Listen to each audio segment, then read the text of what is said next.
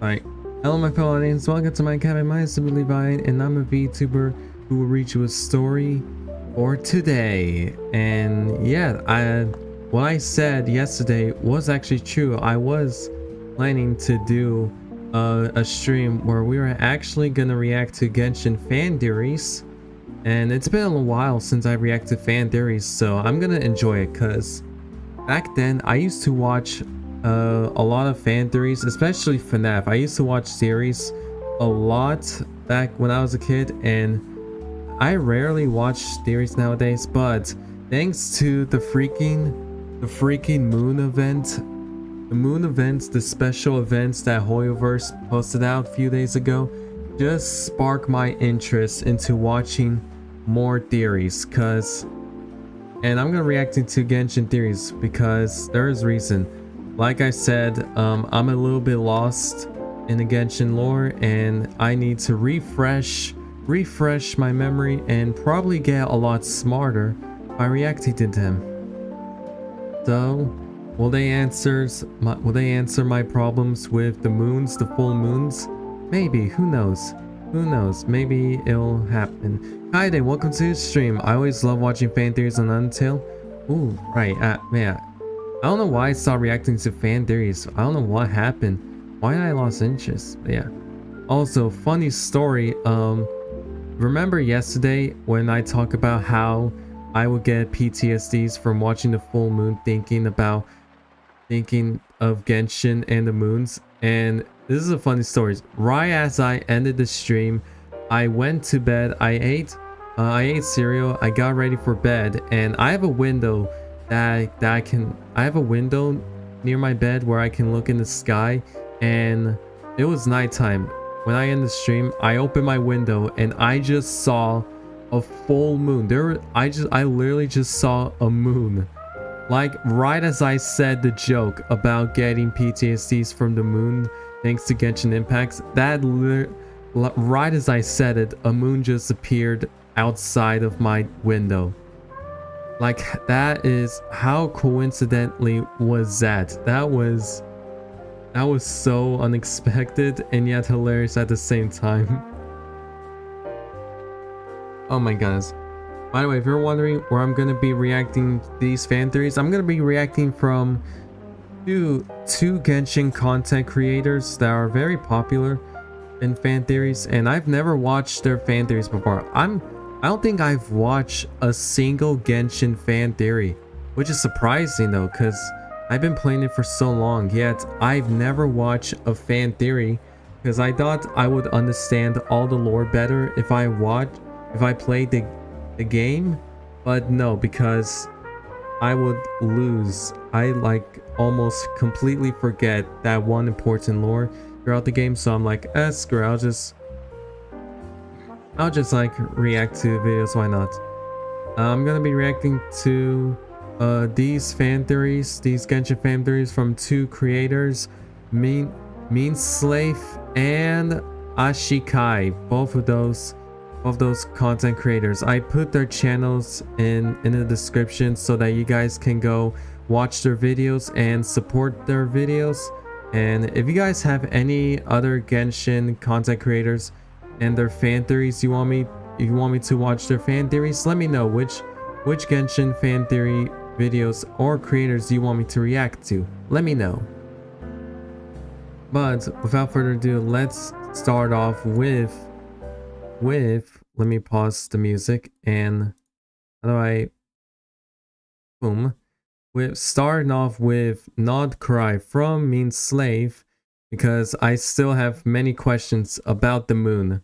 And I did talk about how the moon could connect to the three sisters, and I almost forgot about the three moon sisters and the lore, so maybe this will help refresh my brain.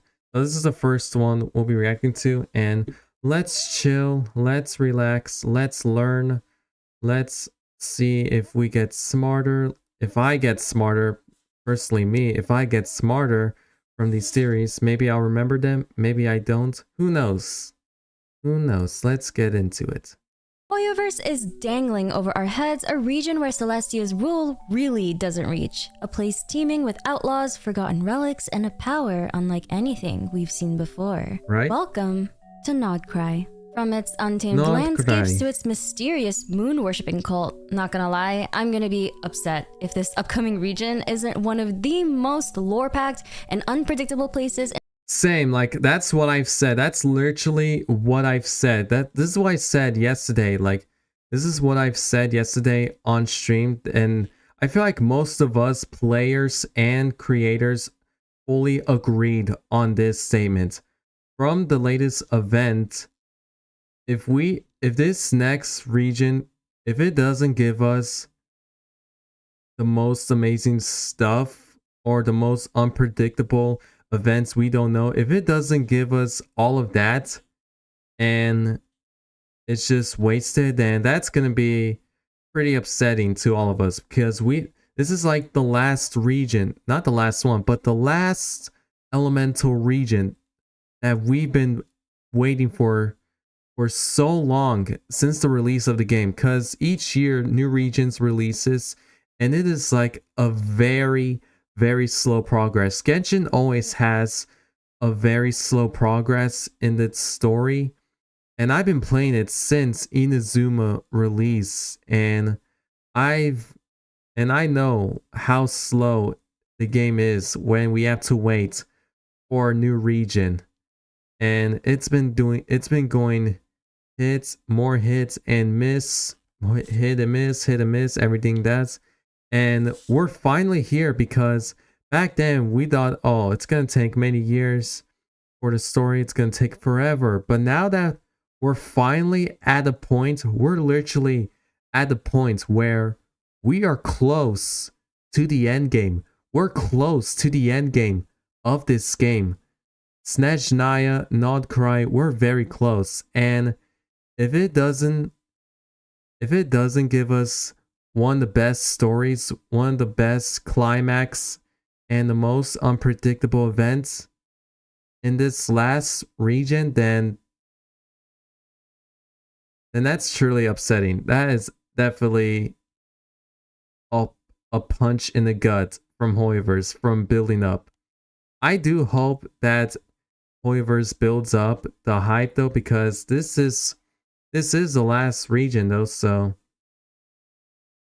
yeah, I'm still excited though. I'm very excited. I really hope Hoyoverse doesn't mess up.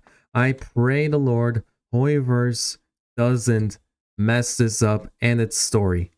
I just now got done watching a Genshin fan theory by a YouTuber called Hydraulic Beanbag. The video was called Where's I think I might check that out soon. And Tevat, Yeah. because Sorry I'm for pausing the video. finally starting to feel like we're actually close to uncovering the truth Literally, of we're this so world. close. What if I told you that the people of Nodcry harness a power that potentially predates visions? Really? That their power might come from the moon? That the Tore and the Fatui are already experimenting on it? And the best part? Wait, really? We'll be there soon. Today's video will contain everything we know about Nodcry and why this region might just change Genshin's story forever. Literally, I feel like out of all nations, like I know like how usually most nations we go through doesn't change Genshin's story. Well, they do though. I think they do change the story, like they have a big climax, but I feel like Nodcry and its story, if Hoyoverse plays their card right, if they play their card right, it could potentially become one of the greatest Genshin story we have ever witnessed in the whole game. If they play their cards right. If they play the cards right. I hope. I'm your Leafy Lore Keeper Minslif, and I read the Genshin Impact lore so that you don't have to. But first, a word from Thanks. today's sponsor. Sponsor. Today's video is sponsored by Opera GX, and if you haven't installed this Opera amazing browser, GX. then you're missing out on next level performance, customization, and efficiency. Opera GX is the game-changing browser built for gamers, anime lovers, and power users who want total control over their experience. Say goodbye to lag and slowdowns. The built-in RAM, CPU, and network limiters let you decide how much power your browser uses, so your games, streams, and downloads run at full speed with zero interruptions. Worried about privacy? Opera GX's free built-in VPN ensures your browsing stays secure and anonymous, no extra extensions needed. But here's where things get even cooler. GX Mods 2.0 lets you customize everything from special splash Whoa. screens to UI icons. Want a Genshin-themed browser with gacha sound effects and all? These endless customization options are possible with GX Mods. No pity system here, just pure aesthetic power in the palm of your hands. Love binge watching? The video pop-out feature lets you separate videos into a floating adjustable window. No more awkward alt-tabbing. Your video stays right where you need it. And switching to Opera GX? Effortless. The built-in import tool lets you bring over all your bookmarks, browsing history, and even cookies from your old browser in seconds. Plus, Opera GX supports every single Chrome extension, so you don't have to start from scratch. Download Opera GX today using the link in the description and the pinned comment down below. Thank you so much, Opera GX, for sponsoring today's video. Did you know Opera Nordkrai GX is has a located in the VTuber? southernmost part of Snezhnaya and was first mentioned by generous Daddy Liban during the version 5.1's Marvelous Merchandise. Liban described Nordkrai as a lawless frontier where people from all over Teyvat gather in search of fortune. But he also warns traveler of the region's dangers. He himself was robbed there and had to have his goods retrieved by the Voynich Guild. Nordkrai doesn't have formal courts of laws or authorities like the Knights of Favonius. Instead, they have the Voynich Guild. Other than Liban mentioning that the guild was rather generous when they retrieved his stolen goods and bought them off of him, we don't know much about them or if they're in cahoots with the Fatui. Ooh, interesting. I feel like we're gonna get playable characters. I did had a feeling that if we're gonna get playable characters from Snezhnaya, it's definitely not gonna be from the Fatui. It's definitely gonna be from different places, like different guilds, and not mainly from the Fatui. So I was right. All right, so maybe there could potentially be playable characters in this guild. Maybe, who knows?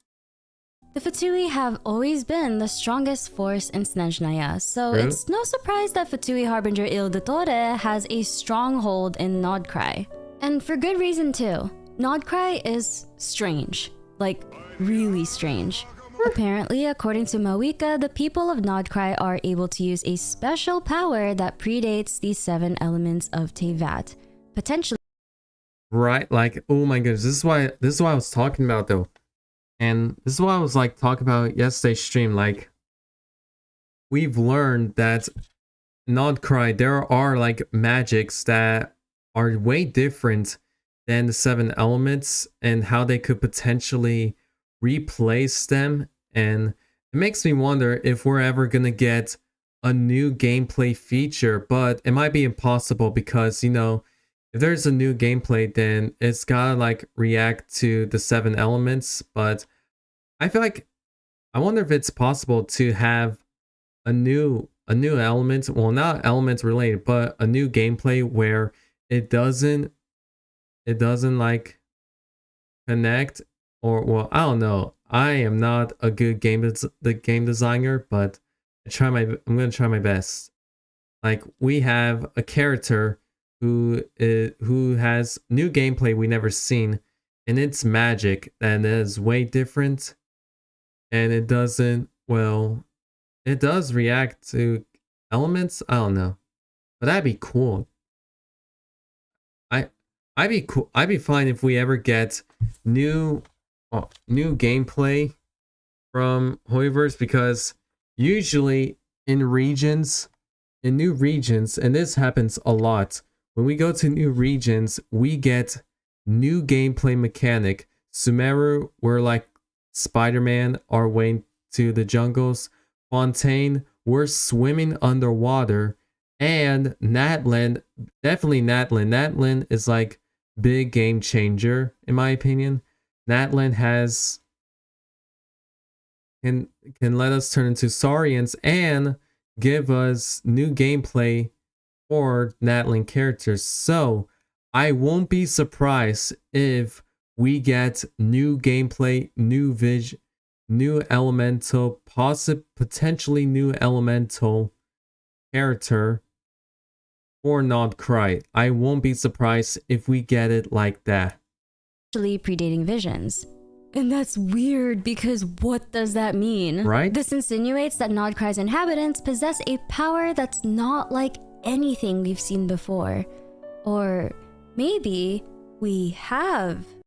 With Oh, jeez. Boy. Have. You know what I'm thinking? I'm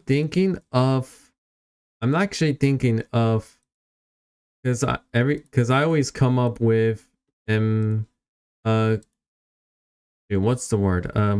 Playable characters, new gameplay mechanic. Because I've been waiting since Sumeru, waiting for a new gameplay, new element, like magic, basic like telekinesis, or flying, or something else like that.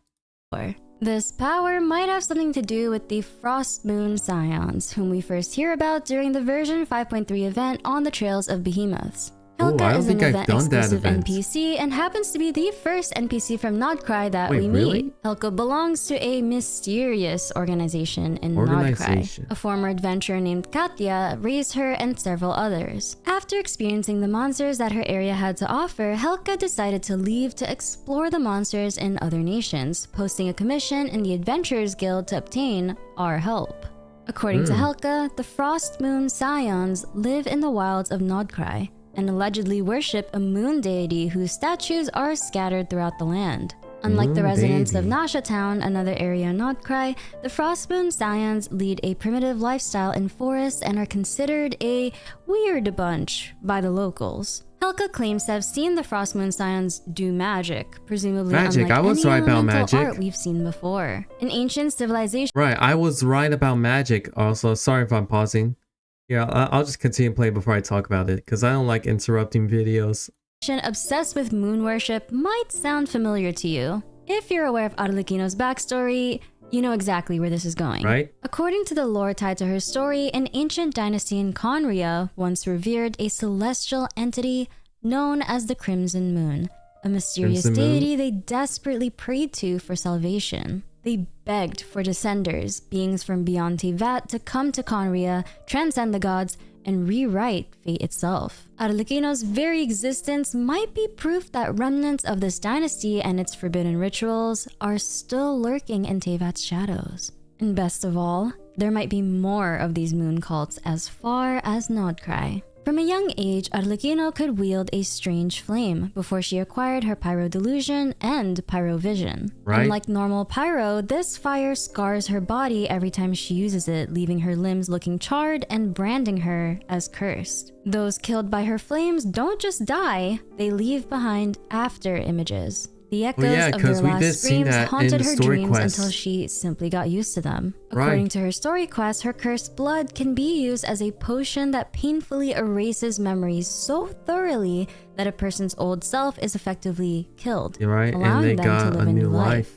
So where did she get these powers? Well, Piero seems to think the answer lies in the Fontaine book Paranhary. I'm going to quickly summarize the origin of Arlecchino's powers based off what we know from Paranhary and the Crimson Moon semblance. This section will contain theories and speculation since the intricacies of Arlecchino's origin story are still a mystery a la Conria style. So please take it with a grain of salt. We're trying to deduce where Nodcry people get their powers from with the literal crumbs that we have. Arlecchino is a descendant of the Crimson Moon Dynasty, an ancient era of Conria that existed thousands of years ago. This doesn't mean she's ancient herself. Instead, the implication is that members of the Crimson Moon Dynasty might still exist today, still practicing the forbidden ritual, which consequently imbues children with the Bale Moon blood fire. That very practice was considered too dangerous, even by Conria standards, possibly leading to the dynasty's downfall. Now let's talk about the Frostmoon Scions of Nodcry. They worship the Frost Moon, which already sounds eerily similar to the Crimson Moon Dynasty's reverence for their own lunar deity. If their story follows a similar pattern, then there's a chance that they're also practicing ancient forbidden rituals, except their power might be cryo-based instead of pyro. Katya does warn Helka to stay away from the Frostmoon Scions and their eerie moon statues, almost as if uncovering their secrets comes with consequences best left untouched. If Arlequino's Bale Moon Bloodfire can burn memories away, Burn what if the memories? Frost Moon's What does it power do, can though? freeze something even deeper? Perhaps time itself? If Arlequino's fire is unnatural, then what kind of twisted cryo abilities might the Frost Moon Scions have? Could they erase emotions? Freeze death? Freeze time itself? One thing's for sure, these Ooh, good point, because if the fire does burn memories, what does cryo do? I think it could... Wait. Oh, it's hard. Oh, it is. Wait, that's actually very hard to think, because it could either freeze the person's life, freeze their memories, freeze their existence. Oh, it could be anything. It could be anything. Anything. These ancient lunar cults are hiding something. I mean, of course they are. And the deeper we dig, the more it feels like Arlequino's curse is just the tip of the Frost Moon iceberg. The existence of the Frost Moon Scion suggests that Teyvat's lunar mysteries run even deeper than we thought. We have the Crimson Moon, the Abyssal Moon, the Shattered Moon, or the Ancient Moon in that land, and now we have the Frost Moon. I'm telling you guys, Genshin Impact is so obsessed with the moons, and I have been seeing a lot of moons in Genshin Impact to the point where every time I go outside and I see the moon outside in the sky, I'm just gonna instantly think of Genshin Impact, and I'm just gonna be like, crap, I gotta go back and play Genshin Impact so I can figure out the message behind the moons. What are the secrets behind the moons?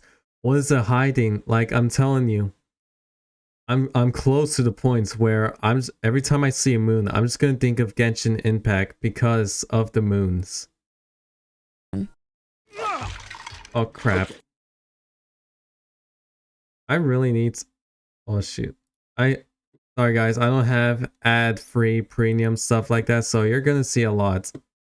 The worship of moon deities in Teyvat traces all the way back to the Three Moon Sisters, some of the oldest and most mysterious figures in the game's lore so far. If the Frost Moon Scions and the people of Nodcry have inherited powers tied to an alleged Frost Moon, then clearly these lost moons still hold influence over Teyvat today. One of the other known settlements in Nodcry is Nasha Town, home to a group called the Speranza. According to Helka, if the traveler ever visits, they should seek out her mentor Katya within the Speranza, hinting that this group might be the secret organization dedicated to researching monsters and ancient phenomena. But the real mystery lies beyond the town. Somewhere in Nodcry, there's an island where the Frost Moon Scions gather. This island is apparently covered in ruins reminiscent of the secret source automatons. There's a possibility that the secret source automatons originated from ancient dragon technology, and honestly, it'd be cool if we got some lore crumbs about the Cryo Dragon Sovereign in Nodcry. I do hope we get more lores. I do hope we get to see more dragon sovereigns. The Fatui seem to be tightening their grip on the region with large-scale construction projects underway, and none other than Il Dottore running a stronghold there as well. Moiko warns the traveler that direct conflict with the Fatui is unavoidable the moment you step foot in Snezhnaya. And in Nodcry, Dottore's subordinates are right, like I've called it because I was right, because I was like, the moment we step in Snezhnaya, the moment we take one footstep, like we're gonna be swarmed by many Fatui soldiers, because it is Snezhnaya, it is a homeland, and that's where the Fatuis were created, and there's gonna be a lot of them. We're gonna be seeing them a lot if we step in. So I'm expecting that to happen. The moment we go to Nodcry, we're gonna see a bunch of them already swarming the area. His objective might involve the ancient moon's remnants still floating ominously in Natlan's sky. This seems way more large-scale than his usual experiments. Dottore, the ancient moon's remnants, and the mysterious power lurking in Nodcry may all be a part of a much larger, more sinister plan. The question is, what exactly is the Fatui building? So we've got Dottore's stronghold, the Fatui potentially up to no good, and an entire cult of moon worshippers. But you know what's even worse? Or better, depending on your perspective, than having Dottore as our next big antagonist? The fact that he might not be the only one. There's still Columbina, Miss Seelie herself. We still haven't seen her yet in game. If the Seelie race has any connection to moon worship and the lost lunar deities, then you can bet we haven't seen the last of her. There's also Rayrir of Solnati, one of the 5 sinners of Conria whose name literally translates to the Avenger of the Moon. I think it'd be really appropriate for him to show up in a nation mired in moon-related mysteries. If Rayrir is a Nodcry, then we're not just dealing with the Fatui. We're looking at something, hopefully, more dangerous.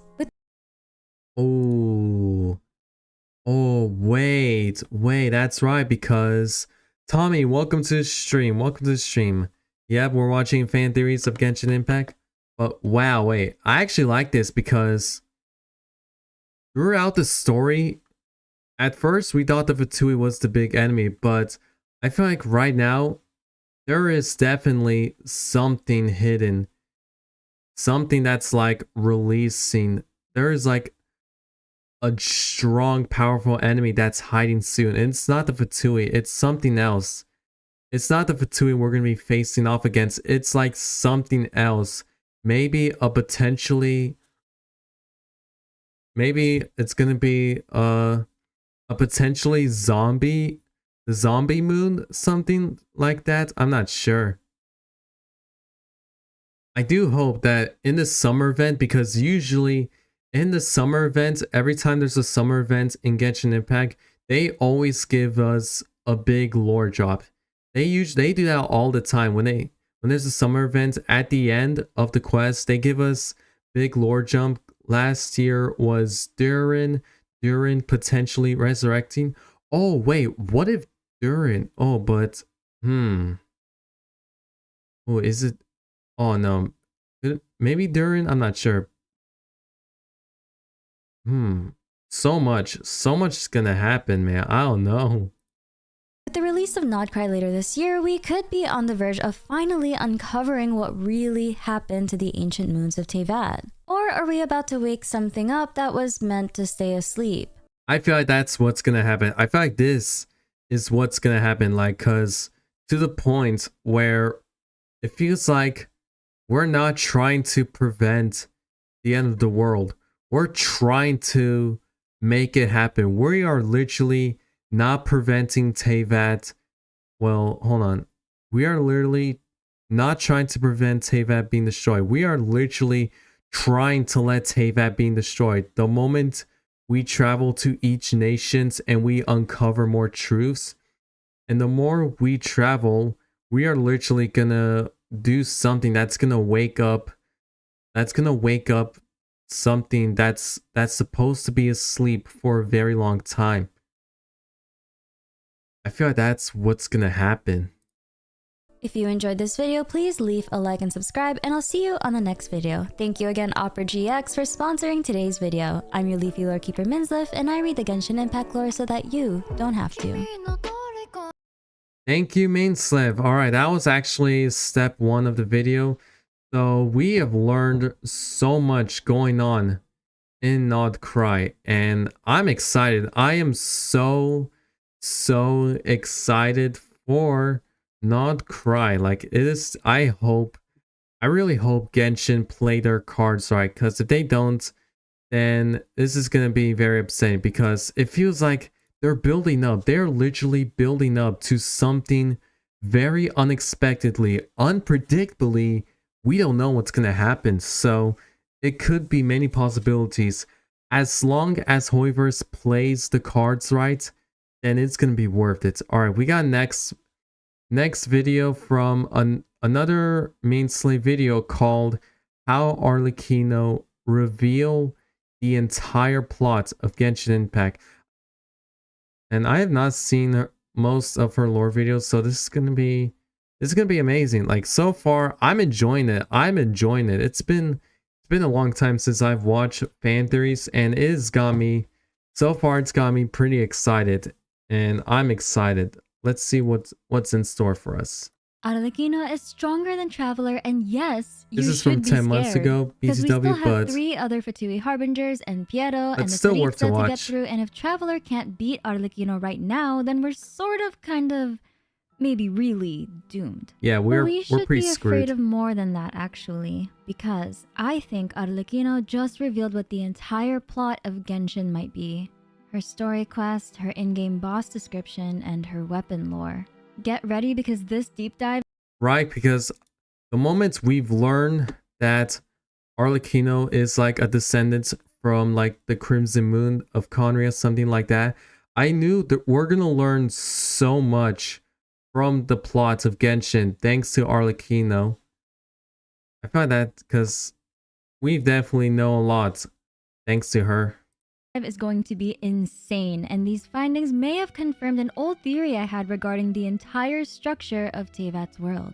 Remember, the sky is a lie. It is. We've learned that. And I read the Genshin Impact lore so that you don't have to. Since we're gonna touch upon it briefly during theory time, here's a very fast summary on what we learned about Arlecchino and the House of the Hearth in Act 1 of her story quest. There's a ghost named Clervy who's been sighted occasionally by members of the House of the Hearth. Yep. If you've seen the Arlecchino animation, you'll recognize her as Arlecchino's childhood friend. Clervy had apparently been convincing some House of the Hearth members to escape the house's darkness. This ruckus causes some members to want to leave the orphanage, which draws extreme concern amongst the Linny siblings since leaving the House of the Hearth could result in execution. This is due to the confidential Fatui information being shared among the members. It's too risky to let any of that information leak out. So Arlecchino executes anyone who dares to try leaving the House of the Hearth. But this execution isn't as bad as it sounds. Right. Arlecchino's flames have a unique property. Once ingested, her flames will cause a searing pain that'll burn away a person's memories. Their old self will die and they can live their lives as a completely new person, knowing nothing about their past in the House of the Hearth or any information from it. It's somewhat of a merciful approach Arlecchino has towards the more flaky members of the orphanage. When Clervy was alive, things were different, however, and the children of the orphanage experienced a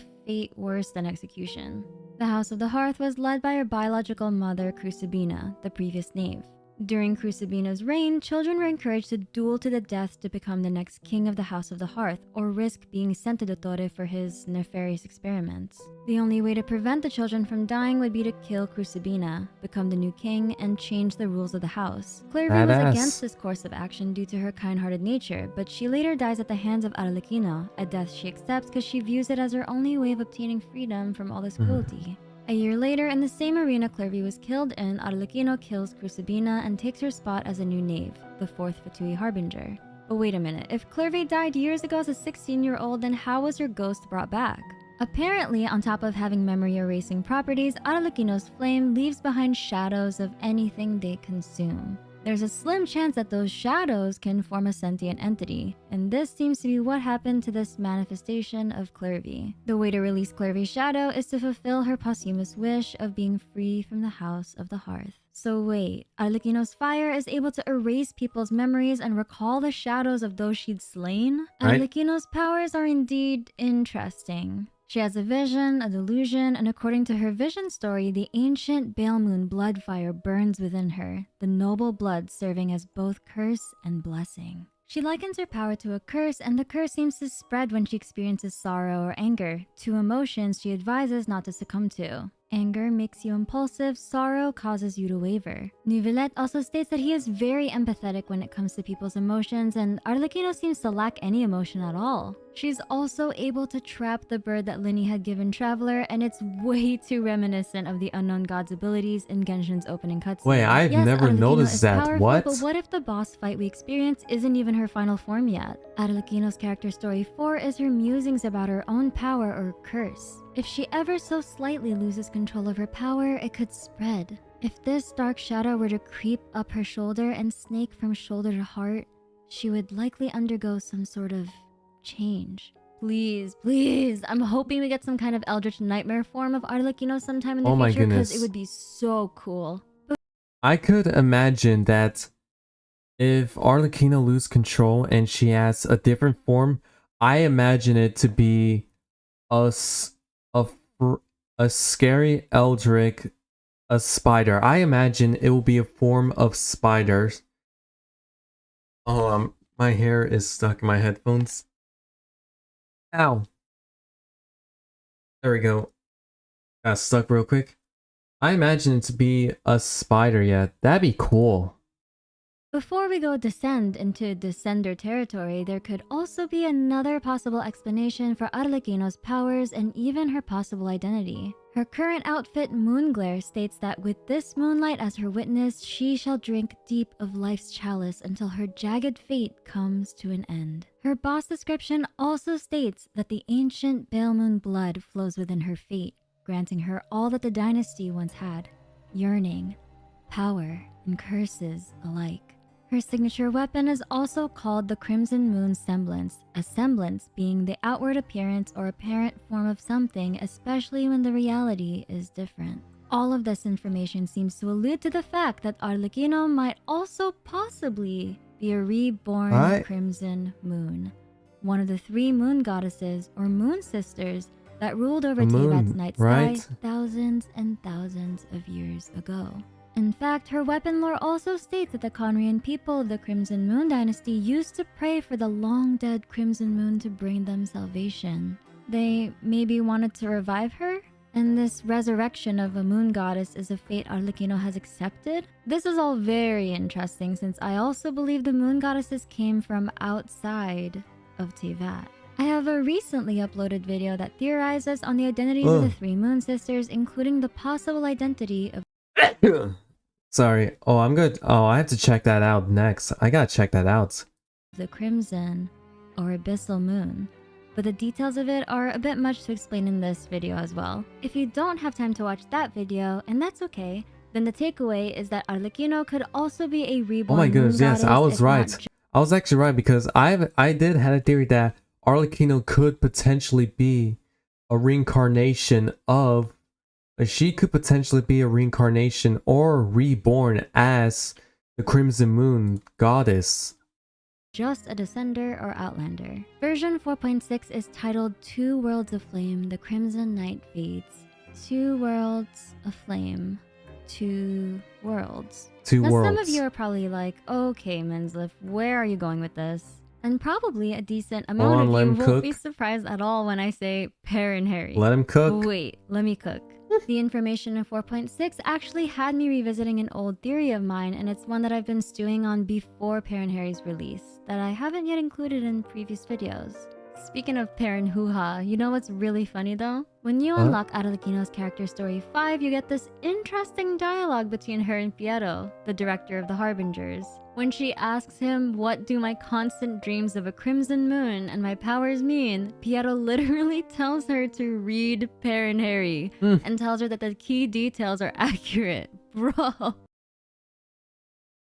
Oh my goodness, dude. Can you imagine telling someone that came from the nation that you were reborn as, and they have so much knowledge from that nation and your powers? Can you imagine you ask them, hey, I know that my powers are connected to the nation, to our nation that was destroyed, and I don't know anything about it. Can you tell me, since you were born from that place and you have so much knowledge about it, can you tell me what my powers is? And you just get the answer, oh, easy, read the book, it'll tell you much more. Oh my god, that'd be hilarious. Oh my god, that's actually hilarious. I never thought of that. This might be the 3rd time I'm mentioning it, but Per and Harry was a random book that dropped in version 4.5 and basically stated that Conria had an orphanage for Descenders and Outlanders. They were wishing for 4 stars and 5 stars like no one's business. The real gotcha was the Conrians looking for Descenders, apparently. Per and Harry is a story about one such Outlander who traversed the fire of 2 worlds and was reborn. The story of Per and Harry describes the Crimson Moon Dynasty of Conria, where looking for Descenders seemed to be one of their main objectives. Arlecchino is going to have a really hard time escaping those reborn Descender or Outlander allegations now. Dainslif's collected miscellany on her even describes her as someone who may have succeeded in defying fate. It's something her boss description also seems to corroborate. But why is 2 worlds so important? I'm going to turn your attention to the Spiral Abyss. Oh boy, this thought has been bothering me for a really long time, and now Spiral Abyss. I'm gonna let it bother you too. We're both gonna suffer. I love you. The in-game text describes the Spiral Abyss as a massive underground city constructed by an ancient civilization long gone. Its structure is divided into the Abyss Corridor, which connects worlds, and the Abyssal Moon Spire, which leads to the unknown. Did you catch it? The Abyss Corridor. Oh, which oh, oh, oh, connects whoa, whoa, whoa, whoa, whoa, whoa, worlds. whoa, whoa, whoa, In the whoa, whoa. story of Perrin, Whoa, whoa, whoa, whoa, whoa, whoa, wait. Wait, I actually never thought about that. What? I've never read a description of the Abyss Spiral before, but what? I've never thought about that. What? Holy crap, that took me by surprise. Harry, what was Perrin Harry forced to climb into in order to traverse two worlds and be reborn? A dark corridor. In the Unreconciled Stars event, I swear, everything goes back to this quest. Scaramouche's iconic "this guy is a lie" line, and what I'm about It to is tell a you lie. right now. In the Unreconciled Stars event, there's a cutscene that mentions Pylo's Peak. It was the summit or highest point of a great mountain until Barbados became the Animal Archon and uses Gnosis to terraform the entire region of Mondstadt. What remains of Pylo's Peak is now Musk Reef. Venti, what exactly are you trying to hide? This makes me realize that the process of traversing two worlds. Honestly, I'm telling you, Vent, he's literally hiding so much stuff from us. He's literally hiding so much stuff from us. I'm like, what are you like? Are you like a spy from Celestia? Who are you? Like, who truly are you? And why do you know so much about it? And can you like stop giving us hints and give us the answers?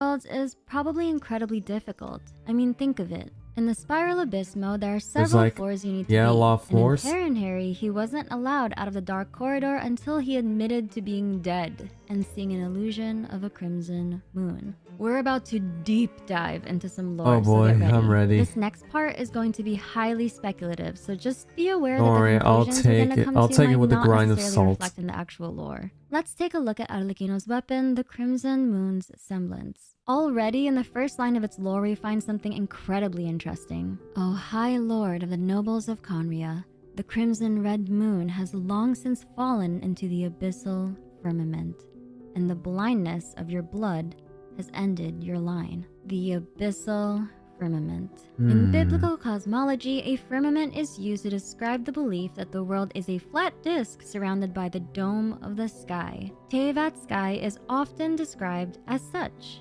But this is one of the first mentions of an abyssal firmament. Here's what I originally thought based off Scaramouche's "the sky is a lie" line. Oh, hold on, let me see. Alright, let's see. Oh, alright, there's Sus Island we see. This is a fake sky we've known. Oh, wait, core of Tevat. Core of Tevat, there's Conria, and there is... I thought Oh, wait. Real Sky and Con... Oh my goodness, wait, actually, hear me out. What if Conria is the real Tevat? What if Conria is the real Tevat? It's like a real Tevat. It was originally Tevat until Celestia came in, conquered it, and make it into fake Tevat and added fake skies. Oh my goodness, I have so much to ask because I've had this theory of mine and I have so much to say, but I'm gonna let the video continue to play. Tevat was a dome and the abyss world beneath it had access to the real sky of Tevat, but now we're learning that the abyss world has a dome, a firmament as well. Okay, Minsliff, why are you so fixated on this? The abyss corridor of the spiral abyss connects two worlds. Two Tevat worlds. has a firmament, one half of a sphere, and the abyss also has a firmament, the other half of a sphere. The world of Genshin is made up of two different worlds joined together. Two worlds? There's actually a world like this in the Hoyoverse, but it isn't in Genshin yet. In Honkai Star Rail, Acheron's best in slot relic set is Izumo Gense and Takama Divine Realm. It's her planet, and look what it looks like.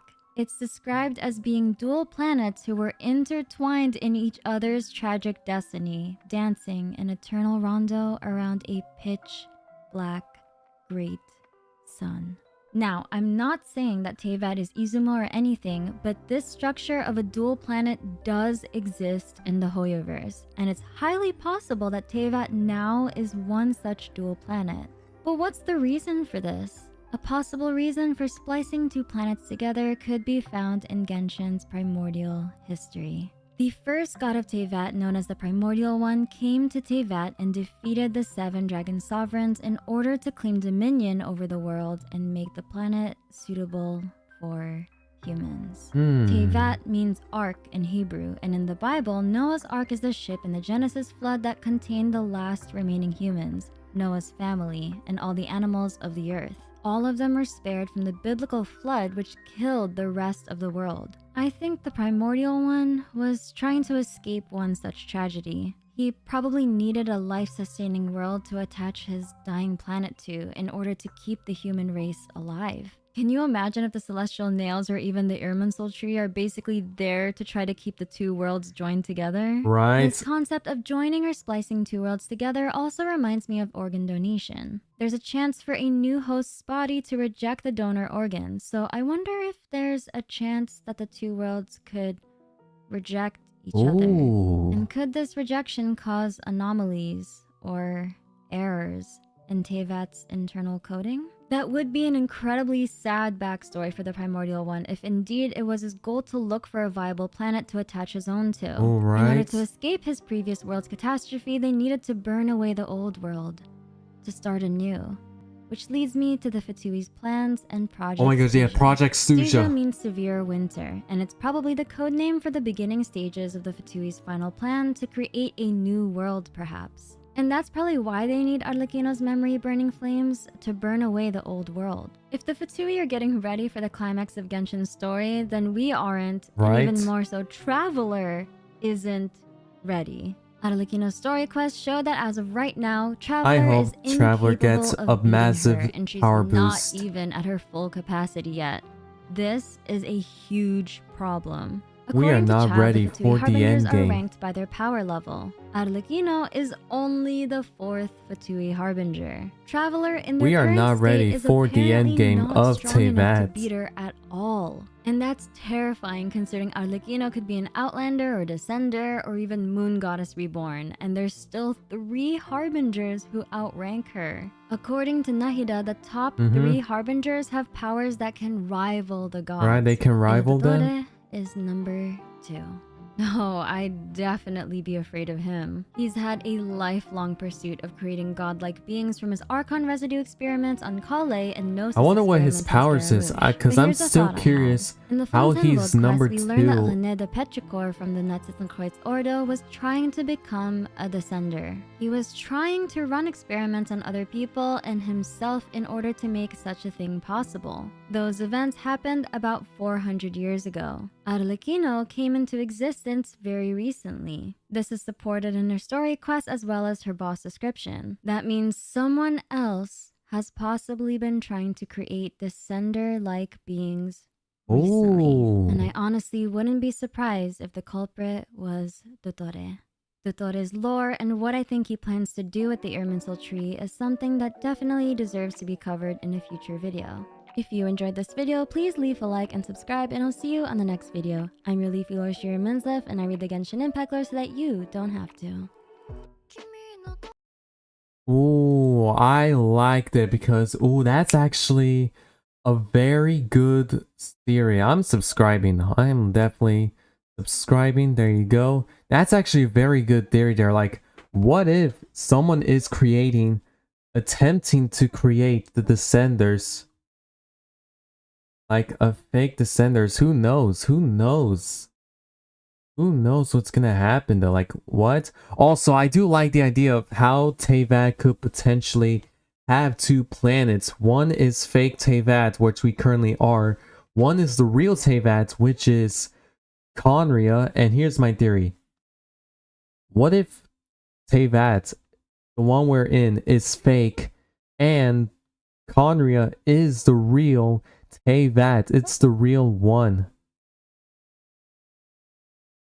Ooh, I'm still holding on to that because I feel that's a good theory, and it's like predictable. Oh, my chair fell. Hold on. Oh, like I want to explain that theory a lot, but it's gonna be very long to explain it. But who knows? All right, we still got a lot more. We still got a lot more to watch. To watch. What if I told you Arlequino? Oh, oops. God dang it. I'm trying my best to click on to the next video. I'm trying my best to click on the next video, but ad says no. And oh shoot. Crap, and I accidentally clicked it out. Whoops. Well, let me press Control or Alt Tab, something else. There we go. I brought it back. Sorry about that. All right, we still got a couple more videos to watch. I could keep watching these for like hours and hours, and I still get more interested into the lore of Genshin. Our next up we're going to be watching is Arlecchino's is an error in Genshin Impact's code.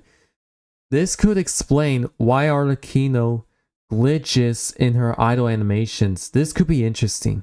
What if I told you Arlecchino is an actual error in Tevat's code? She's technically not supposed to exist according to the rules of Tevat, but somehow she does. There are tiny details in the recent animated short that just dropped that might be a massive hint towards her actual identity. Stay tuned because this is going to be a wild ride. Or and honestly, her possible backstory really raised my expectations for future Genshin true characters. identity. You're telling me I hope Arlecchino so. got an entire anime for her release? I want a Dainsleif anime. I want a Dainsleif theme song. I want a Dainsleif boss fight. I want a Dainsleif bottle opener. Just give me everything at this point. Whoa. Okay. I was actually gonna pause to talk about cool stuff involving Dainsleif, but what was that edit?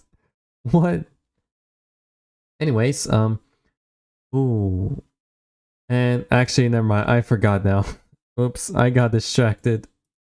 Anyways, I'm your Leafy Lorster Menzif, and Well, I read the Genshin it'd be Impact cool Lore to so have that you a don't bottle have to. opener But first, Genshin I theme. have something super exciting to announce. Thanks to the support of all of you, and thanks to Samsung Galaxy for sponsoring this video, I'm going to be participating in one of the biggest Genshin Impact events ever this year. I'm going to be a contestant in the Galaxy Battles Genshin Impact event powered by Samsung Galaxy in partnership with Snapdragon Qualcomm. This event will be a one-of-a-kind featuring a ton of your favorite Genshin content creators. I'm sure you know most of these names. Oh, I know some of them. I've watched their videos before. $40,000 prize pool. The best part, you'll have a chance to win half of the prizes the winner will be taking home, including a chance to win the brand new Samsung Galaxy S24 Ultra. The Snapdragon 8 Gen 3 processor for Galaxy is the fastest one yet, and the high-resolution camera is perfect for those who want to level up their selfie game or speedrun to AR60. Immerse yourself further into the world of Genshin with the S24 Ultra's insane display, which enables you to game on the go even in the sunlight. Speedrun the S24 to Ultra comes equipped with get to Samsung's rank new Galaxy AI Adventure rank experience, 60? like generative No, edit because with Galaxy AI, no, which that'd be allows impossible you to because that easily edit takes images on many the go. years. Because If I you know want a many chance to win the players. brand new It took Samsung them Galaxy like S24 3 Ultra, all you or need to 2 do or is tune into the 4 Galaxy years Battles to Genshin get to Impact Adventure Grand rank Finals on the 60. Samsung US YouTube, Twitch, or Facebook channels on April 21st, 12 p.m. PST.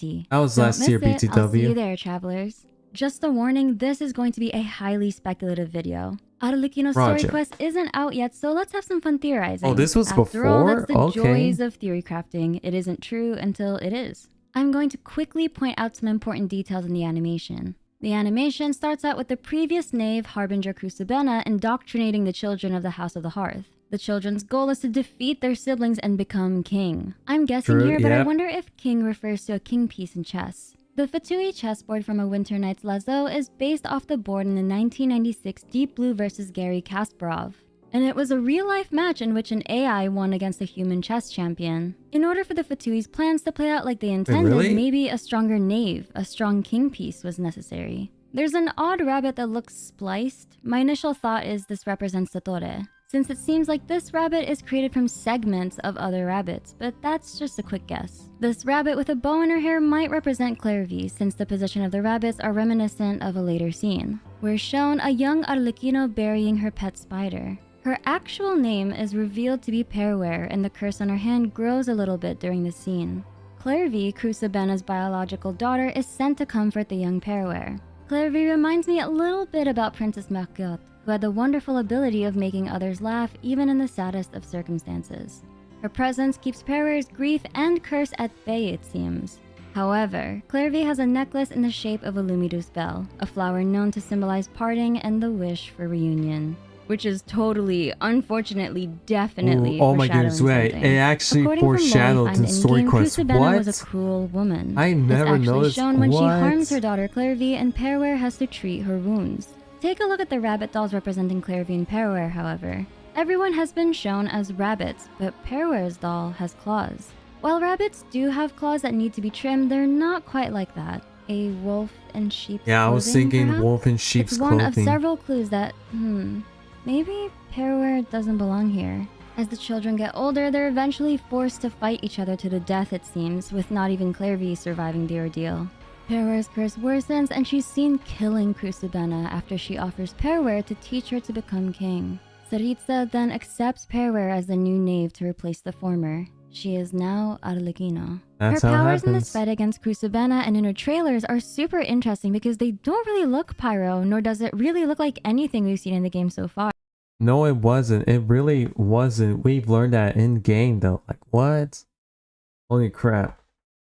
These series seem slightly interesting. I'll admit I'm not too well informed or educated on the whole Genshin lore. That's okay. I will tell you, the Genshin lore is basically, it's similar to the FNAF lore. That's all I'll say. It is, yeah, it's basically similar to FNAF lore, and that's all you need to know. There's like a lot of stuff to know about. No, but it's okay if you don't know. If you don't know too much about it, it's okay. Including me, because I'm just like learning so much that I never knew in Genshin before. I'm learning a lot of stuff that I never knew it existed.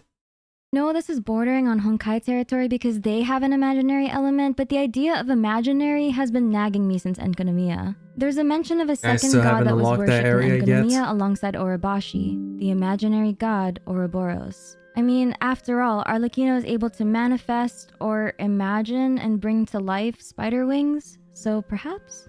Now let's break down some of the key things we learned from this animation. Arlecchino's curse is an interesting one because it seems to be associated with her emotions, possibly? It's seen spreading while she mourns her beloved spider. Clairvy was known to have kept it from flaring up, and it's seen to be spreading again to the point where it is now during her fight with Kusabena. Her arms also seem to be indestructible as she's able to fight Kusabena with just her arms. But who placed the curse on her to begin with? This one's tough, but my initial thought was it could be of godly origin. The only link I have to this is the fact that in the Fontaine Archon quest, Arlecchino was able to detect the curse placed on Furina by Focalor. It's actually incredible that she was able to figure that out, given Neuvillette hadn't come to that conclusion as a dragon sovereign. So I'm just guessing she was able to detect Furina's curse due to her being familiar with the feeling, or the origin perhaps. But there is a character in the Fontaine World quest that seems to bear a similar curse to Arlecchino. Oh, is it that the kid? Yeah, it's the kid. I have not completed that quest yet. That Catter was created It's from crazy. the I was in the remains of a middle of man it named and I Carter stopped. Sherbius. What was left of Carter Sherbius and his consciousness during an experiment gone wrong was reborn into a hilichurl homunculus body.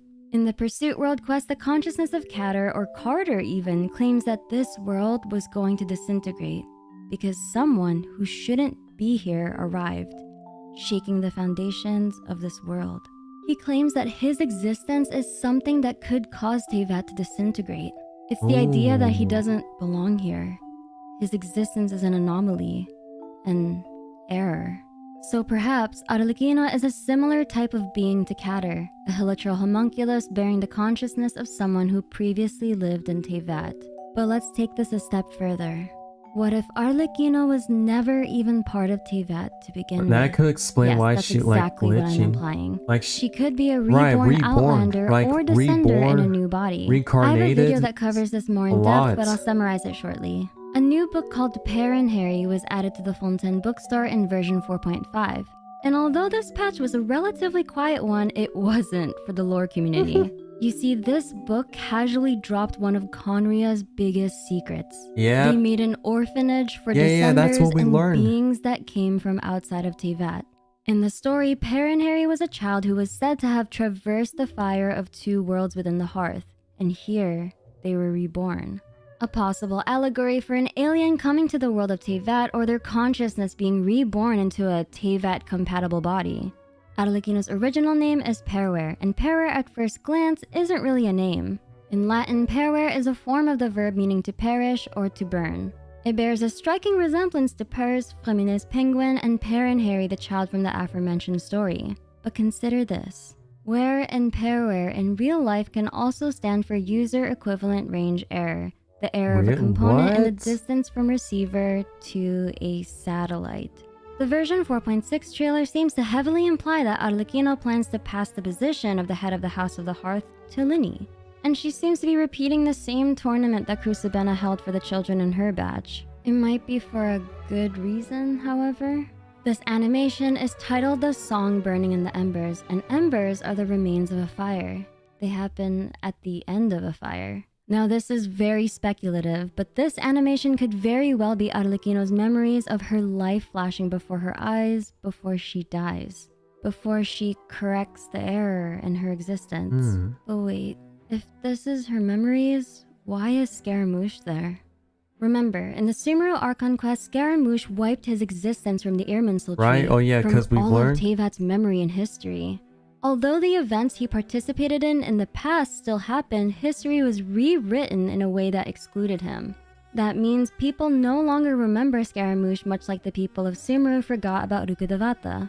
Actually, she's a perfect example. Some people are a little confused on how this works, and I think they're confused about what the Hexen Circle, which Nicole said at the end of the Sumeru Archon quests. Unfortunately, the fate of Teyvat cannot easily be changed. This is true, but think of Rukkhadevata, the previous Dendro Archon. No one but Traveler remembers her and her sacrifice. All the deeds she did for Sumeru still happened, but in the Irminsul's records and in everyone's memories, it was Nahida who enacted them instead. While we know that there were two Dendro Archons who existed, the rest of Teyvat only know of one. This is the same case for Scaramouche. He's not technically supposed to show up in anyone's memories. So, if Scaramouche is no longer supposed to be in anyone's memories, why is he in Arlecchino's? So there are people who are immune to Irminsul tampering. Descenders, right. You might have heard about Outlanders and Descenders, or and there's Reborn. Actually a difference. This difference actually makes Arlecchino's possible origin even scarier. Outlanders are simply just ordinary aliens. Descenders are aliens who have the will to rival the entire world. They're essentially godlike beings with the power to create, destroy, sustain, and protect worlds. Traveler is Teyvat's fourth descender for context. Their sibling, however, is not. Their sibling is not a descender, just a normal Outlander. If Arlecchino actually does remember Scaramouche, that scarily puts her in possible reborn descender territory. Reborn, so far, the only descender we know that may have died is the third descender. According to Skirk, their body was used to create the Archon's Gnosis. We've learned that. If you enjoyed this video, please leave a like and subscribe, and I'll see you on the next video. I'm your Leafy Lore Shira Minslev, and I read the Genshin Impact lore so that you don't have to. That flew by quickly. What? Holy crap, that flew by quickly than I thought it would. Wow. Oh my goodness. I wasn't expecting that to be shorts. That flew by quickly. Holy crap. Hold on.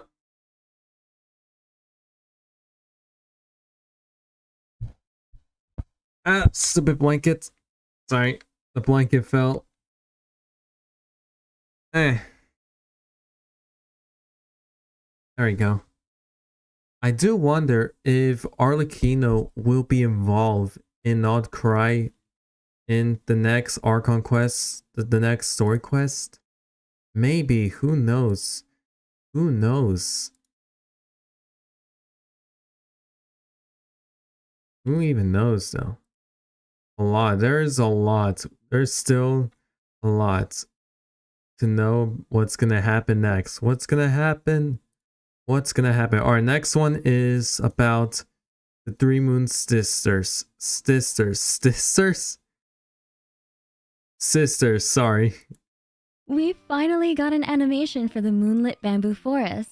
I'm freaking out because this book series has some of the earliest mentions of one of Genshin's most enigmatic figures ever, the Three Moon Sisters. Yep. Let me explain. People think Paimon is a moon sister. Some might think the unknown god is a moon sister. Others might think Paimon, Traveler, and Lumine are all the three moon sisters. But who are they really? That's the real question. This video Who will are go they? over the identities of the moon sisters, as well as explore the tale of the moonlit bamboo forest. Get ready because the second half of this video is going to be a crazy ride. Alright, so let's do this. And I read the Genshin Impact lore so that you don't have to. The Moonlit Alright, Bamboo seated. Forest is a series of this. 4 volumes and contains the stories of a small town boy from Qingce village looking to leave behind his sleepy hometown. He's warned by the village elders about having his soul stolen away by foxes and white horse adepti. In the animation, the boy encounters a fox wedding. He is eagerly invited into the procession but finds himself getting swept away, presumably about to get his soul stolen by the foxes. He's saved by a white-haired woman with golden eyes surrounded by sealies. In the story, this woman leads him out of the bamboo forest and tells him about the tale of the Three Moon Sisters. The two depart at the edge of the forest and the boy hears a whinnying cry that then grew distant. He turned and looked, and there was nothing behind him but a single strand of hair that had come to rest on his shoulder. In the Chinese version of Genshin, this strand of hair is more accurately referred to as horsehair. This means he may have run into the aforementioned white horse adeptus. Or did he? The fox wedding really? and snatching of souls could be inspired by Kitsune no Yomeiri. It's the Japanese superstition that foxes play tricks on humans and use atmospheric ghost lights to lure humans to a fox wedding. It's depicted in the movie Dreams by Akira Kurosawa, in which a boy accidentally interrupts a fox wedding. A fox sends a ritual sacrifice knife to the boy's mother to let her know of her son's fate, and she rushes to the forest to rescue her son. I'm honestly really impressed by this animation, which was produced by Passion Pictures. The music was done by Cecilia Caubel, and I'm freaking out because she's the composer for Ghibli's Arrietty, which is one of my favorite Ghibli OSTs.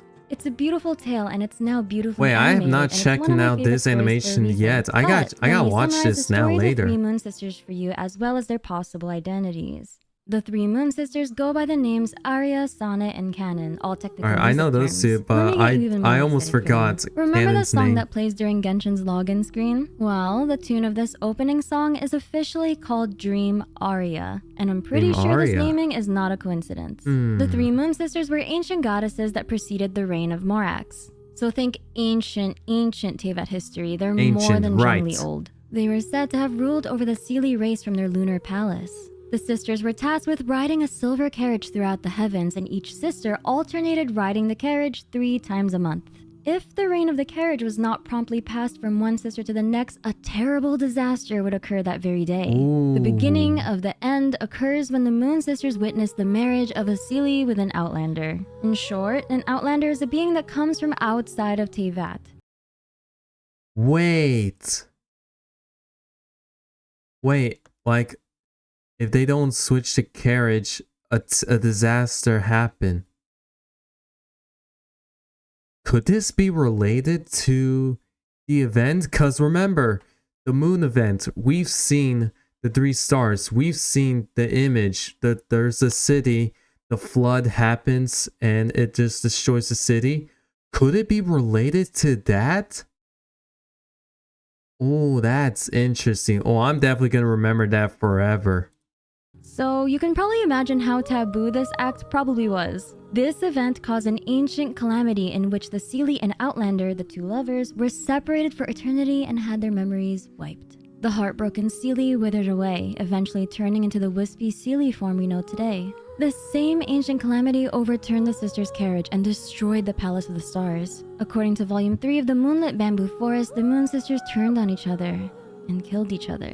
Ultimately, at least one sister died, and her corpse became the moon in Tevat's night sky. So, who exactly is the lady who helped the boy out of the Moonlit Bamboo Forest? The names of the 3 Moon Sisters again are Arya, Sonnet, and Canon. All 3 are musical terms. A canon is a contrapuntal or counterpoint compositional technique that employs a melody with 1 or more imitations of the melody played after a given duration.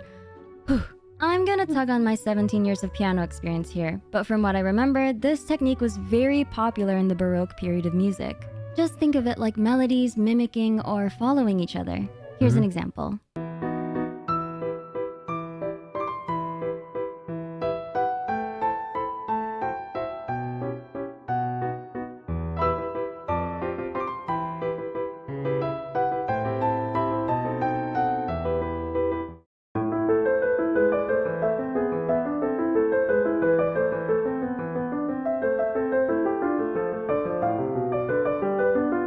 Oh, I hear it. I hear it. What? Sonnet comes from the Italian word sonetto, which means little song. The term is also used to describe a 14-line poem that follows a strict rhyme scheme and structure. Aria, and this one might be the saddest one, is a self-contained piece for one voice, with or without instrumental or orchestral accompaniment. It's a solo. Remember how during the ancient calamity, the three moon sisters killed each other with one of their bodies turning into the moon in Tevat's sky? So, is it aria, sonnet, or canon? Buckle up. This theory is compounded by another theory from Lore Archon Wei. In a video, he introduced the possible identities of three unknown gods in Genshin Impact, all based off achievements in Enkanomiya. The names featured in these achievements are Kairos, Hesperus, and Phosphoros. We actually know the identity of one of them, Kairos, and it comes from another story from Tevat's ancient history. So let me explain. Gotcha. The first god of Tevat was known as the Primordial One. The Primordial One had 4 gods who worked under him. They were known as the 4 Shining Shades. Together, they defeated Nuvilet's family, the 7 Dragon Sovereigns. They essentially colonized Tevat because the original species of Tevat were the dragons and Vishaps ruled by the 7 Dragon Sovereigns. Kairos is the alternate name of one of these 4 Shining Shades, Istaroth, the goddess of time. So if Kairos equals Istaroth and she's one of the 4 Shining Shades, then according to Wei, it should follow that Hesperus and Phosphoros are also Shining Shades. So we at least know the identity of 3 out of 4 of these So who's shades. the 4th? I'm going to expand on his initial theory. These 3 goddesses mentioned in the Enkanomiya achievements might also be the 3 Moon Sisters. Wait. We know that 2 of the Moon Sisters were killed as a result of them turning on each other during an ancient calamity. Yeah, 2 dead, 1 living. According to the Amethyst Crown artifact, we might know what that calamity was. What? In the Enkanomiya records, we learn about 2 wars that the Primordial One and his 4 Shining Shades fought in. The war against the 7 Dragon Sovereigns and the war against the second who came. The war against the second who came caused Enkanomiya to sink underground. In the lore of the Amethyst Crown artifact, the Sumeru goddess of flowers reveals that her race, the Seelies, were exiled due to a calamity, and this lines up with the Seelies being cursed into their wispy forms in the moonlit bamboo forest. After Nuvilet's family was defeated, Nibelung, the Dragon King, waged war in retaliation against the Primordial One after he brought forbidden knowledge into Tevat. This is the war against the second who came, with this title of the second who came possibly referring to Nibelung. I'm guessing because he left and came back to Tevat. So the calamity that sunk Enkanomiya and the calamity that doomed the Seelie race are the same ancient calamity. Notice the words next to these names in the Enkanomiya achievements. Phosphoros' guidance, so all of these like happen at the same time? Phosphorus' guidance is achieved when you follow Seelies to their Seelie courts. My guess is Phosphorus could be the Moon Sister canon, since remember, canon is a piece in which the melodies follow a leading or guiding melody. I'm about to explode your minds even more. Are you ready? Phosphorus or canon could even be the Welkin Moon, since Welkin means the vault of the sky. Where's my mouse? And yes, this, oh my goodness, dude, I could tell, yes, I could tell this video is 100% related to the moon event. So much stuff happening that is connecting to the freaking event, and it is true. So many of its stuff is true, especially the Welkin moon. We saw a person that looks similar to the Welkin moon in the event.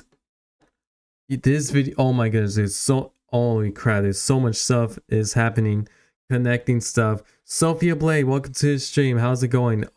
So much stuff is going on, but I've been posting videos a lot lately, so sorry. I didn't mean to interrupt you, but continue. And the term firmament is also used to describe Tevat's sky. This flat Tevat belief is apparently common since there's a round earther NPC in Sumeru that gets made fun of. This means the moon we see could be the body of Canon, and possibly even the body of one of the 4 Shining Shades. On to the next name, Hesperus, and this one makes me depressed. Notice this word boon. Boon is a favor, and favor could also be a synonym of blessing. Now, where do we see this word? Blessing of the abyssal moon. The moon we see in the abyss could be the body of Hesperus or the moon sister Sonnet. In Greek mythology, Hesperus is known as the evening star, with night also being commonly associated with the abyss. The being that the boy met in the moonlit bamboo forest could have been Arya, the last moon sister, and possibly the missing goddess of time. Kairos' constancy, and a time constant is a term often used in physics and engineering. If Arya and Istaroth/Kairos are the same being, however, the honeyed Final Feast artifact paints an even darker picture. Oh no, I'm not ready. I'm not ready.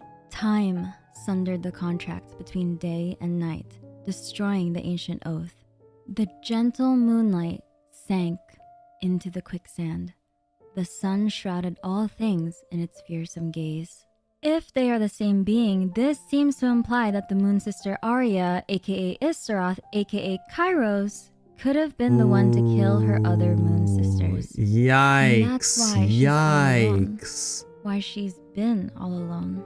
Oh, we know for no. a fact that the goddess of time was alive even up to the recent cataclysm because she helped out Makoto during Raiden's story quest Act 2. But wait, she took the form of a horse in the end of the story, so doesn't that mean she's a horse adeptus and not the goddess of time? Does the horse imagery even make sense for Genshin's goddess of time? So hear me out, the horse imagery actually works, since what were the three moon sisters known to have done?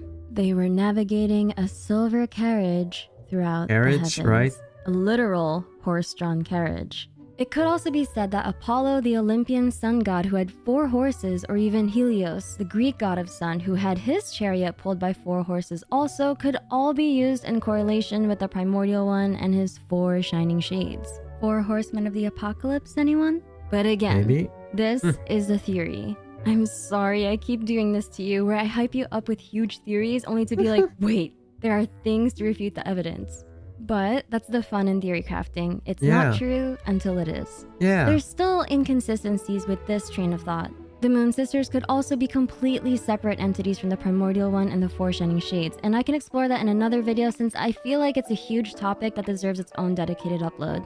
If you enjoyed this video, please leave a like and subscribe, and I'll see you on the next video. I'm your Leafy Lore Shira Minslev, and I read the Genshin Impact lore so that you don't have to.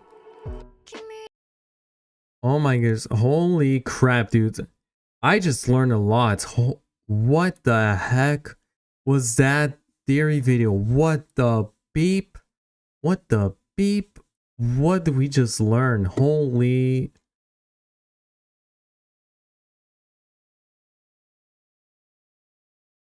Jeez, dude. Alright, there is... So now that we've watched Main Sleeve's theory videos, next theory videos we're going to be watching is from Ashikai. I've never watched their videos, their theory videos before, so I'm going to go... And they're a lot longer. Holy crap, there's like almost an hour. I'm going to watch one of them. I'm going to try to watch one of them. Oh, I'm going to... Oh, wait. How Celestia... Ooh... Wait a second. How Celestia stole Tavat. Oh, we're watching this. We are 100% watching this. I am watching this. I'm watching this. Hold on. Wait. How Celestia stole Tavat? Oh my goodness. Hold on. Alright. I am ready. I'm ready. I'm ready. Alright. Let's do this. When I was first playing through the Ancient Sacrifice of Sacred Brocade quest, I was a little confused as to why Fujin was referring to the ley lines as spirit veins. At least I assumed she was talking about the ley lines. After all, they're responsible for most of the stuff that goes wrong into that, so why should this instance be any different? But the more I thought about it, the less convinced I became, and the more I poked the lore bear, the more the lore bear poked back. And now I think there's a compelling case to be made for the ley lines and spirit veins to be 2 separate but similar systems. And that has a lot of very interesting implications. In fact, what I found might explain what the enigmatic Loom of Fate is and how Celestia uses it to control that. So, in this video, we're going to talk about the spirit veins, the ley lines, dragons, Celestia, fate, and everything in between. Everything. I'm going to do my Alright, best I'm to ready. keep things as simple as possible, but just know that by the end of things, it might get a little weird. But that's also pretty on brand for me, so yeah. I'm And before ready. we start, I have to give a big shout out to my lore buddies Crystal Marie and Shalandia for lending me their expertise, because I don't think I would have been able to explain some of the concepts in this video without their help. Thank you, Alrighty guys. guys, you know the drill. Timestamps, spoiler warnings, citations, attributions, and links for further reading or watching will be in the description box, while post-video notes and corrections can be found in the pinned comment. Roger. But before we go down this weird little rabbit hole, let's take a moment to thank the sponsor of today's video, the Red Magic 9 Pro gaming Nice phone. sponsors. Of which Oh, I that am actually a looks massive cool. fan. What? Now, usually when you Wait, play a what game is on your this? phone, you gotta give up graphic quality or frame rate or your controls, but Wait, I've actually, never felt that's like actually that with a the Red cool, Magic unique 9 Pro. phone I've seen. The combination of dual processors means that this phone can run mobile games at higher frame rates, and the Wait, this seamless looks high-definition unique. screen allows the game's graphics to really shine. And the phone itself is the perfect size for my hands, with customizable dual triggers that built looks right into the cool. phone, so I can still get some of that juicy controller action without a Wait, controller. what? Although, if a mobile controller experience is what you're after, between now and May 9th, 2024, Red Magic is celebrating their 6th anniversary with some special bundles and deals, which include gamepad bundles. And if you want great sound with no lag, well, the Red Magic 9 Pro has the ever-elusive headphone jack, so there's actually nothing to compromise on with this phone. I've seen phones at twice the price that do way less than the Red Magic 9 Pro. If you're in the market for a new phone, I highly recommend you check out the Red Magic website's anniversary page, where you the can phone enter to win a design brand looks new Red Magic 9 amazing. Pro or some What? cool accessories, That just by looks writing a cool. breakup letter to your current phone. Don't wait too long though, the offers end May 9th, 2024. Oh, I'm Use too my late. link in the description to check it out for yourselves. Thanks once again to Red Magic for sponsoring this video, and now back to our theory. Back to Let's the kick theory. things off by answering the question that started this investigation in the first place. What the heck is a spirit vein? What is As it? you might have guessed from the intro, I was convinced that Genshin was going to make spirit veins and ley lines the same thing, based on how Fujin was talking about the spirit veins. I thought that What? maybe spirit veins was just what people called the ley lines thousands of years ago.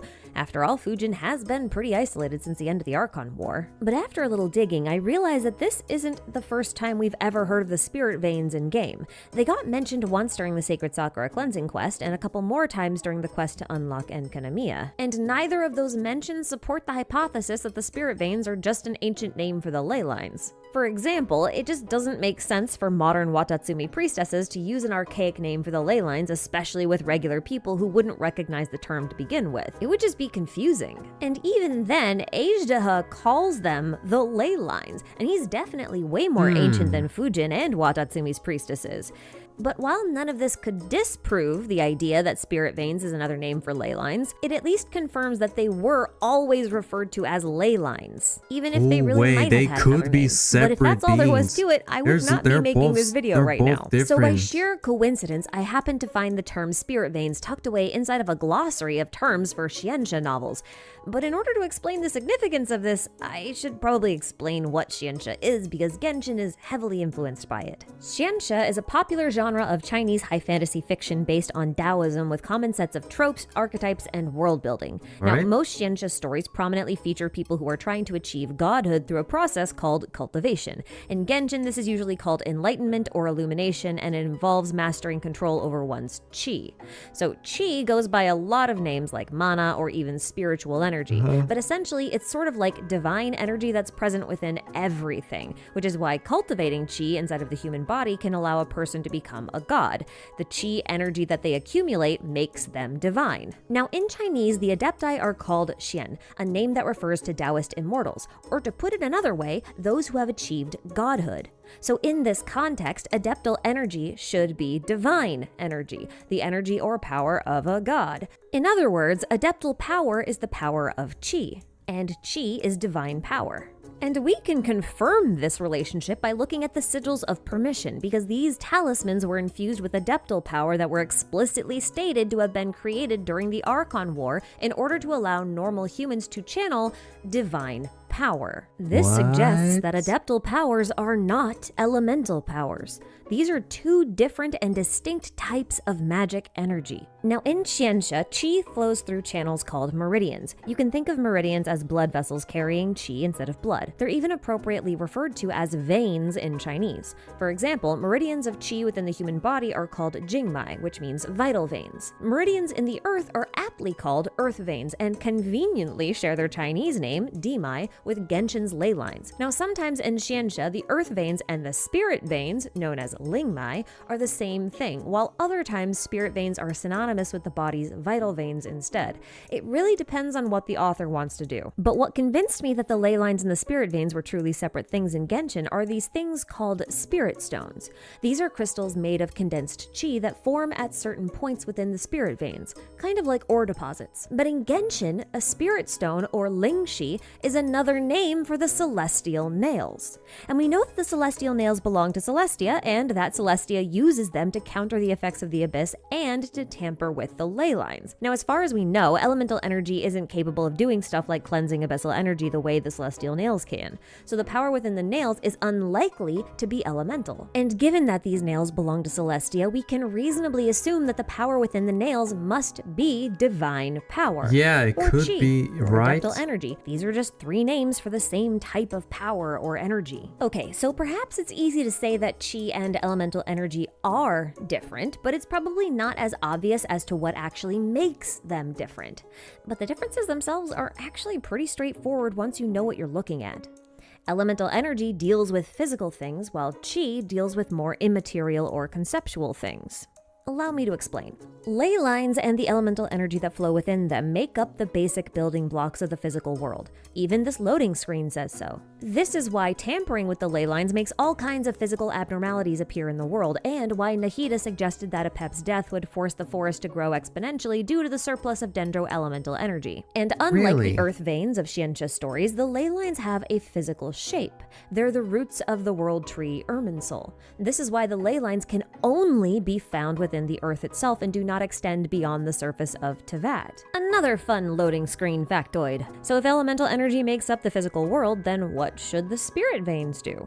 This isn't a mystery either, actually. Lingwen gives us the answer in the most simplest of terms when she says that adeptal energy, so the power within the spirit veins, has the power to suppress nature itself. In other words, spirit veins sort of override or command the physical world. So you remember how I said that the Adepti are Xian, and that Xian are basically gods, and therefore adeptal power is divine power, like the power of God? Right. Well, if adeptal power controls the spirit veins, and the spirit veins suppress nature, aka the ley lines, and the ley lines kind of control the whole earth, then the spirit veins must be under the command of the realm of the gods, so like heaven or Celestia. In other words, ley lines represent the powers in the earth, while the spirit veins represent the powers of heaven.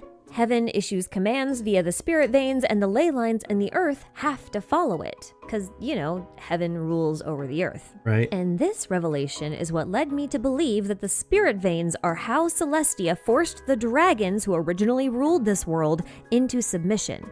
Because see, the ley lines are the domain of the dragons. In the beginning, Tevat was ruled by dragons, which is why they are considered to be Really? the most primordial of all beings on the planet. They seem to be life forms made of pure elemental energy, the most Ooh, really interesting. The domains being used by dragons. powerful of which obtain the title of sovereign and command absolute authority over their respective element. The draconic authority we know the most about is the Hydro Authority, which belonged to Nouvelette. He was initially the heart of the primordial sea, pumping the primordial seawater throughout the land in the same way a heart pumps blood through a body. According to the dross of pure sacred dewdrop, all life in Tevat comes from the primordial sea, which makes it analogous to the primordial soup theory, which describes a set of conditions on Earth that produce the proper materials for life to form. This type of responsibility of creating conditions for life, coupled with Skirk's comments suggesting that many planets possess primordial dragons, suggests that the nature of dragons is to settle on planets and cultivate them until they are suitable for life by creating vascular systems like ley lines throughout the planets they inhabit. So it makes perfect sense that the ley lines would serve as a kind of regulation system for nature, and that the system would be linked with the dragons themselves. especially once you realize that the ley lines and earth veins also go by the name of dragon veins in China. So yeah, dragons control the system of the natural or physical world, and for this reason, I like to think of the elements of the dragons as the power of nature itself. If this wasn't the case, then a dragon like Ajdaha that feeds off the ley lines directly would be kind of weird. Right? Neuvillette vision story calls this era of dragons the original order of the world, one ruled by the dragon king Nibelung. But we'll come back to him later. And as people living through the era of climate change would know, tampering with nature can have terrible, terrible consequences. Side effects may include environmental anomalies like turning a lush mountain paradise into a frozen wasteland, or creating a never-ending thunderstorm and time loop on a secluded island, or turning a rainforest into a desert, just to name a few things. But those few things are all things that Celestia did, by the way. They threw celestial nails down at the ley lines, and every impact of them completely changed the landscape. In other words, they really screwed up the ley lines in the area. And this is one of our best examples of the Earth being forced to submit to the will of heaven, a concept that we're about to become very familiar with. In his Chenyu Veil analysis video, Aru Hiseki pointed out that the heavenly principles can also be read as natural order, making the sustainer of heavenly principles the sustainer of the natural order. I'm going to leave a link to that video below if you want to check it out later. Right. But to be a little bit more precise, the heavenly principles are actually called Tianli, or heaven's law, which is then defined as the natural order of all things because all things follow the law of heaven, at least according to Taoist principles. This is something we actually see referenced a few places throughout the game, but the one you're probably most familiar with is Zhongli's burst line, "I will have order." Now this line lost a lot of its nuance in translation because the original line is actually something more like, I'm gonna butcher this, I'm so sorry. Don't worry, because I know, and according to Terra localizations, this I is know supposed to be a Chinese idiom which like, more it's literally actually translates not, I to will the have heavens order, move it's something every else. manifestation of nature, or the world follows heaven's order, or heaven leads, all will follow. If this line had come from any other character, I might have brushed it off, but it came from Zhongli, and Zhongli is the one responsible for illuminating countless adepti and teaching them adeptal arts. And remember, illumination is cultivation, the process of refining your chi or divine power. And the Chenyu Veil quest is very specific about the power to suppress nature through the spirit veins being adeptal power, divine power. And if the power to suppress or control nature forcefully belongs to Celestia, then Zhongli has essentially been teaching people how to wield the powers of heaven for as long as he's been into that. I think it's therefore reasonable to assume that celestial or heavenly powers would therefore possess a higher level of authority compared to terrestrial or elemental powers, given that heaven rules over the earth, but that also means that divine powers should allow for the bending of the rules of the world because they are the rules of the world, or at least a way in which the rules of the world can be dictated, which might be why you can use them to allow a normal human to manipulate elemental energy without a vision, something that should otherwise be impossible because it goes against the rules of the world. If you don't know what I'm talking about, allow me to introduce you to the Kairagis. These guys can infuse their swords with pyro and electro, yet none of them have visions or delusions. Alright, and I've it's seen all these thanks guys to an before. adeptal art. And no, I didn't misspeak there. The Shikifuda technique that they use to infuse their blades with the elements comes from the Kamuna arts, which was created by Kamuna Harunosuke, who learned it from the adepti of Liyue. And that's how they Ooh. bypass the requirement of a vision when Oh, I've manipulating never elemental energy. noticed that. They're using an adeptal art to force nature to bend to their will. They're bypassing the rules of the world because they basically really have a are. permit to do so. And you know what other weird thing is an adeptal art? Putting one's consciousness into an object the way that A did. And A learned this art from Yae Miko, who learned it from Kamuna Harunosuke, who learned it from the Liyue Adepti. And who did the Adepti learn it from? Zhongli, Yeah, which is why I'm Zhongli. giving his burst lines a bombastic side-eye right about now. But here's the thing. Adeptal energy and chi are basically the same thing as far as Genshin is concerned, and this divine power lets you manipulate the worlds in ways that you shouldn't be able to. But this divine power shares commonalities with one other kind of power that we've seen, the power of will or reason. The fact that both adeptal energy and will are seen as powers of the divine is enough for me to question whether or not they are actually the same thing. The logic here is that the power of will is strongest in Descenders, and the power of Descenders is what folks like Renee, Deshret, and Remus seem to be leveraging in order to overthrow heaven. By merging thousands of wills together, they can perhaps create a collective will that can match the size and strength of a Descender's will. And if the spirit veins are related to the power of heaven and will has the power to rewrite the rules of the world, which we know it does because that's kind of the whole plot of the game. Safe like repair. Oh, son of a gun. Safe like replace. My mouth, I literally had my mouse as a on my descenders is hand likely getting necessary ready to for control it. the spirit veins on a global scale. And some of Renee's notes actually support this hypothesis. For example, he claims that pure elemental energy lacks will altogether, and it is therefore impossible for it to, quote, break from the rules. Therefore, elemental power has less authority than the power of will. And if elemental energy obeys both the power of will and divine power, then these two powers must be the same thing, or at least similar enough to be almost indistinguishable from each other. And if nature is regulated by the ley lines, which possess no will of their own, and the spirit veins have the power to suppress nature, then changing the world really is as simple as using your will to manipulate the spirit veins, and the ley lines will then follow those instructions, thereby reshaping the physical world.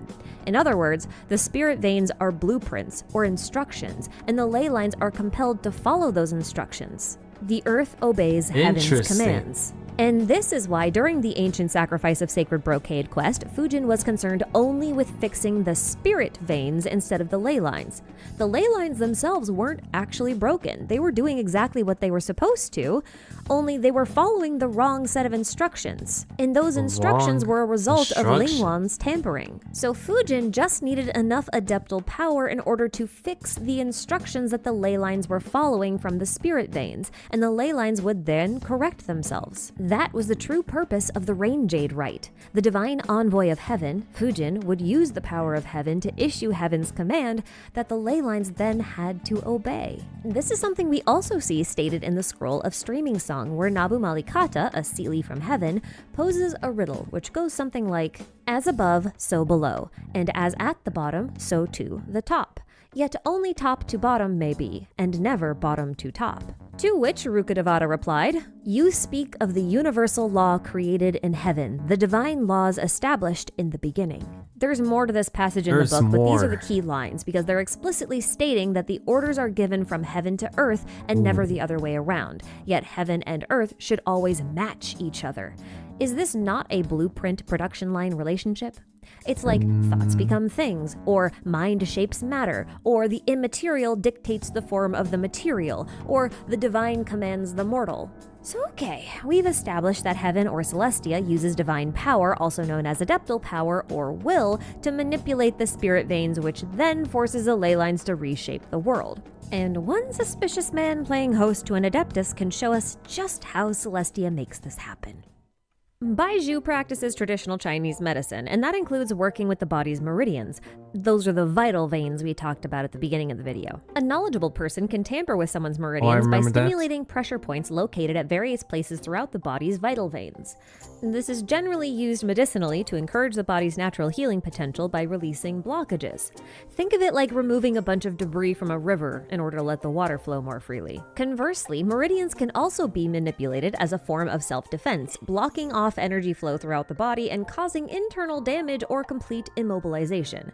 That's what Baiju's doing here in his demo video, lightly pressing specific pressure points on the treasure hoarder's body in order to cut off the flow of qi, thus rendering them immobile. This is like putting a dam in a river and restricting the flow of water. I think most people in the West are more familiar with pressure point manipulation as it relates to the practice of acupuncture, which uses the exact same principles I listed earlier, except with needles instead of external pressure from something like fingers. Now imagine if you tried to do this to the ley line meridians using a giant needle, like a celestial nail. That's right, I believe that Celestia is practicing global acupuncture on the world like it's a living, oh my goodness, I was right. Imagine the ley lines flowing through the earth, pumping elemental energy like blood through its veins, regulating and shaping the natural it's literally physical what world, that's literally what it's doing. The spirit veins then serve as a set of instructions or blueprints that the ley lines are supposed to follow in order to know what direction they're supposed to go or shape the world. But I think sometimes the ley lines might require a little extra assistance, like a manual override to a normally automated process. By targeting important pressure points within the ley lines with a celestial acupuncture nail, Celestia can manually override the ley lines' activity and force them to comply. To compare the function of the nails to the spirit veins could change the path a river takes through the landscape, while a celestial nail could make that river flow backwards, something that the river would never be able to do on its own. And this combined system of nails and spirit veins is collectively known as fate. In Nouvelette's 5th character story, he says that, quote, fate is merely the manner in which the present ruler of this world plays with living beings, and it's implied to be the method by which Celestia controls Teyvat as a whole. And that might mean that Celestia's system of fate is related to the spirit veins. But how is that possible, you might ask? During the Parade of Providence event, Layla wonders if the ley lines are just the reflections of stars upon the earth, which is the idea that I've been pitching this entire video. The heavens move and everything else follows its command. The ley lines are a reflection of the stars in the sky. And we know that the concept of fate in Genshin is linked to the stars since you can literally read your fate by looking at them. But unreconciled stars taught us that the sky of Teyvat is false, and the Yeah, they should have made that event. I really wish that the unreconciled event where Scaramouche first appeared, I really wish that was not a limited event, because that event contained so much lore that was going to be mentioned throughout later in the games. They really should not made that limited, man. I still wish they never made it limited, because it is very important to the Genshin story and the lore. I'm watching, trying to pay attention to the video, but at the same time, I'm brainstorming, writing my ideas for my fanfic. Oh my, I actually think, because I'm doing the same. I'm actually trying to think, and I'm still trying to remember, because I forgot to mention it at the beginning of the stream, of a thank you talk for supporting my channel. I forgot to mention that though. I'm still trying to remember it. The stars are simply rocks hanging in that false sky that we've come to know as the firmament. But perhaps they're not just rocks, but instead small spirit stones, mini nails, kind of like the nail fragments found around the chasm in Dragonspine. When you think about it, both the nails and the star crystals seem to be able to manipulate people's minds, so even if they're not exactly the same thing, they might be similar enough to get lumped together. Assuming the nails are controlled by spirit veins, we might then think of them as pins and the spirit veins as threads strung between the pins, much like the pins in yarn used to construct a simple pin loom, which makes this system of fate Celestia uses to control the whole world a sort of loom of fate. This is kind of reminiscent of an asterism, like the stars are just random dots in the sky until you draw lines between them, right? So the stars here would be the pins of the loom, while the lines that create the image are the threads, the spirit veins. That's your constellation. But the thing is, the spirit vein threads of the loom are probably part of a fancy machine. Otherwise, why would Nouvellette claim that the head of Celestia had their, quote, functions ruined and could no longer use their absolute authority to suppress the original order of the world after the invasion that started the Archon War? Functions isn't exactly a term you use for a person, and yes, the term in Chinese has the same mechanical implications, at least as far as I can tell, which suggests that fate itself is part of a machine with a potentially questionable origin. Attention Oh shoppers, wait, oh shit, my mouth was not on the freaking, I was literally stretching, come on. Interrupting my stretch. There we go. Event, we had to repair the projector that powered the Valurium Mirage, but it takes the shape of a spinning I wheel remember this used event. to make threads that would later be woven on a loom, which is exactly. Wait, did this event contain? This was before Fontaine, right? Yeah, this was definitely before Fontaine. Did it contain any lore? I almost forgot. I don't remember. What this is, because the preprint the central hub projector was made from is literally a spinning wheel. Idea, who was in charge of this projector, used it to bring the wishes of people to life, but only within the confines of the bottle, which feels reminiscent of Celestia in that they can probably only control the fate of people within the confines of the firmament. It also relates to the wishes idea, because wishes reaching Celestia is apparently how visions are granted, and visions are part of your fate. Now, the central hub in Bottleland spins around a core, which is why it's called a core wheel in Chinese. And this core is powered by objects that represent the memories and wishes of the people who visited the bottle in the past, which are then used to create copies of those people and give them a fixed destiny of achieving their dreams within the bottle. Now, at the time, I didn't think much of this beyond the normal side-eye for the Loom of Fate references, but I have since become initiated in the ways of the Xianxia, and I now know that a core is actually a kind of crystal that forms inside of a beast or human when they cultivate their chi to a certain degree,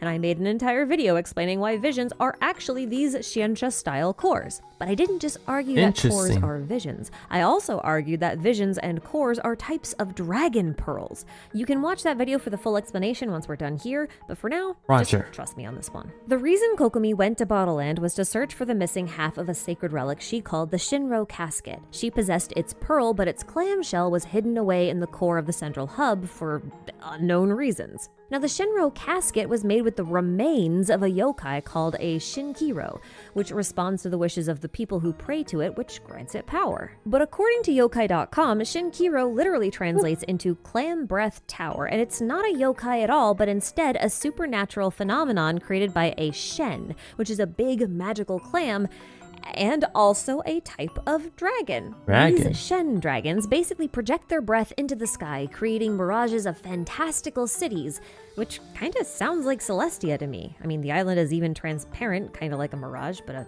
okay, wait, let's not get distracted here, because I gotta point out that chi is often translated as breath or breathing, which means that these Shen are potentially projecting their chi into the sky. So once the shell and the pearl are together, they activate the artificial core of the spinning wheel, right? And Yeah, we can as a see wheel. the representations of spirit veins coming off of it, allowing the mirage to cover the entirety of the bottle. And this made me wonder, if the remains of a dragon were used to power a spinning wheel of fate within Bottleland, could the remains of a different dragon be used to power a spinning wheel of fate in Teyvat? Possibly. Our best draconic candidate for that is that Nibelung, could the be Dragon true. King. Why? Because he was the one who ruled over all of the other elemental dragons, which would make him the sovereign of all sovereigns, or better yet, the ruler of the original. I got distracted from the freaking text at the bottom. Hold on, let me read. I got distracted. Hold on. Yes, I know this is Zhongli's like Why? trivia. Because he was Because Hoyer's accounts will the give one us who visuals. ruled over all It's been three and the a half other years now. Crap, I pressed it too much. Sorry, I just want to see what it says on top. fate in Teyvat. Possibly. Our best draconic candidate for that is Nibelung, the Dragon King. Why? Because he was the one who ruled over all of the other elemental dragons, which would make him the sovereign of all sovereigns, or better yet, the ruler of the original natural order, the original heavenly principles, the Tianli, or heaven's law that predated the arrival of Celestia. This might be why Neuvillette calls Nibelung Tianfu, or the Heavenly Father, which is just another name for God, really. But to use the word Tian, or heaven here, makes me suspect that he was actually a Tian Shen, or Tian Long, or maybe even a Shen Long, a divine spirit dragon. So a celestial dragon rather than a terrestrial elemental dragon. And since the spirit veins are used to issue orders to the ley lines, and the ley lines are affiliated with the dragons, and the spirit veins might have originally belonged to another dragon, to Nibelung. And that's why the systems of the ley lines and spirit veins are so similar, yet still distinct.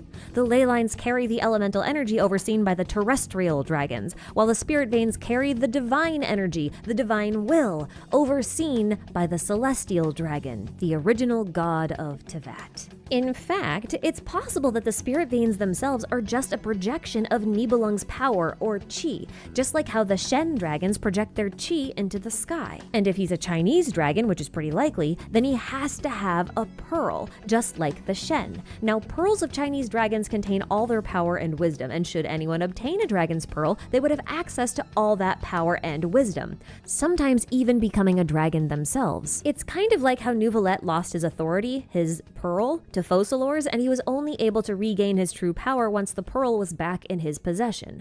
But while it was in Focalors' possession, she was able to wield its power despite it not belonging to her originally. So if someone were to, say, steal Nibelung's authority pearl, then they would obtain all of his powers. And I think the primordial one did exactly that. I think they tricked Nibelung, stole his pearl, then turned his own power against him. And that was why Nibelung was forced to leverage the will found within the abyss. It was the only power with enough authority to even have a chance to counter his own power. And it's probably why Celestia is so interested in suppressing the abyss, and why the abyss twin tries to use the power of the abyss. Now, we know that Nibelung died and returned during the Dragon War, but beyond that, we don't really know what happened to him or where he went.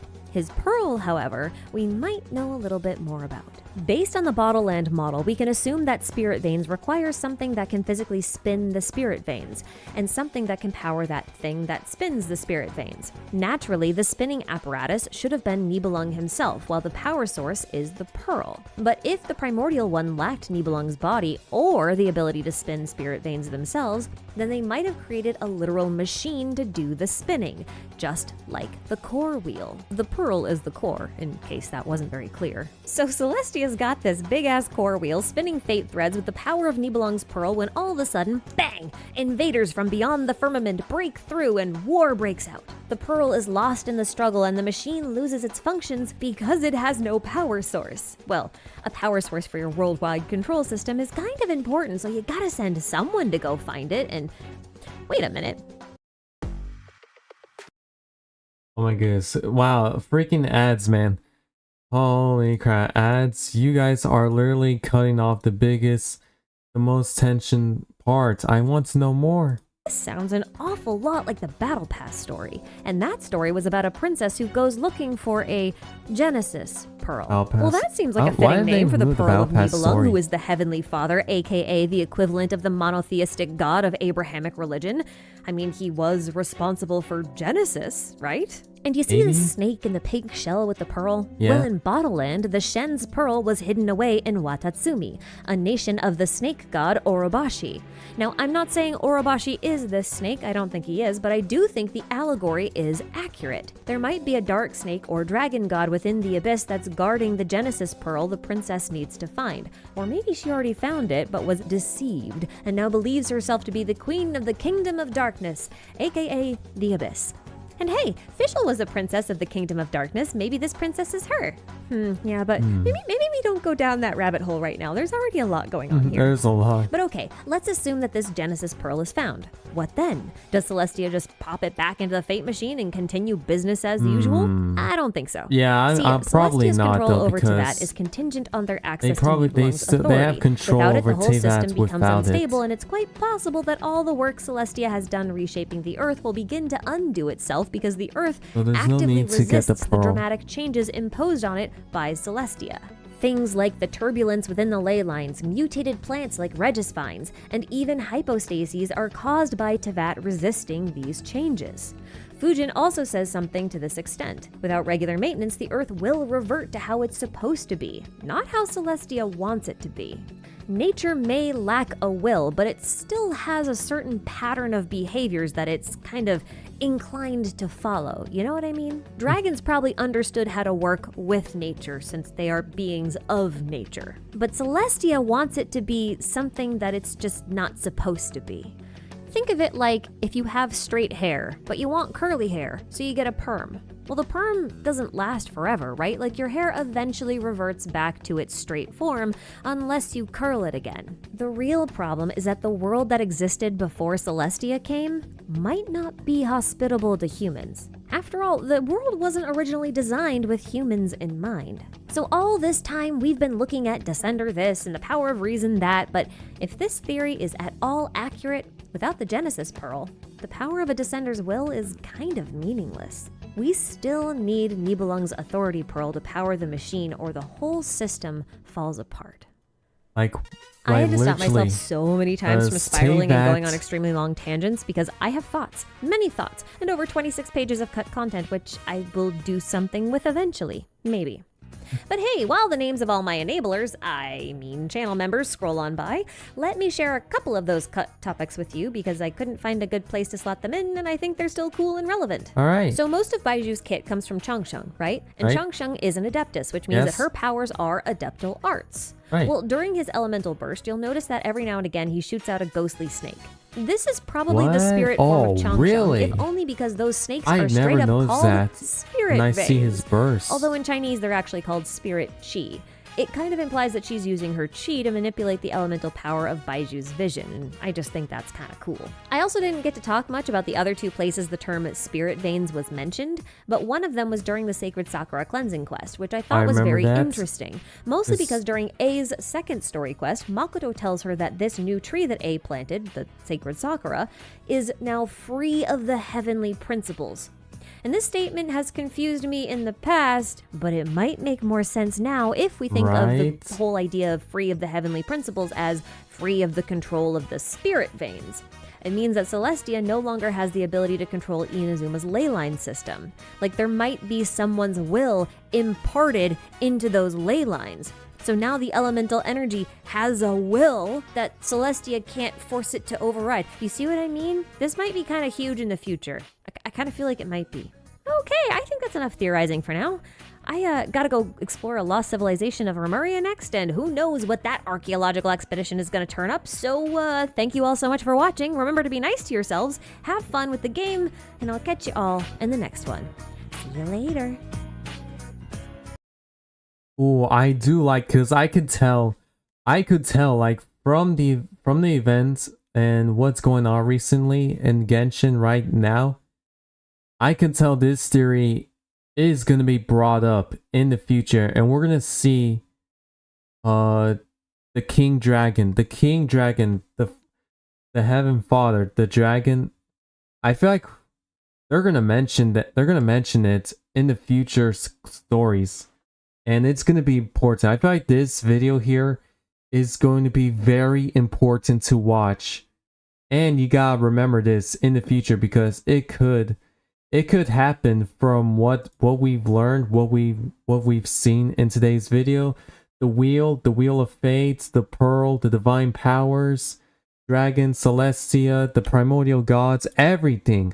Like, everything is going to be very important to remember in the future story.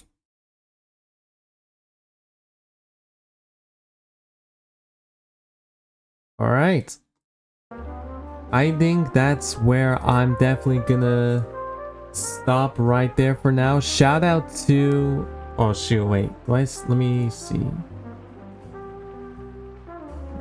I accidentally clicked out channels, but yes, shout out to Min Slave, Ashikai.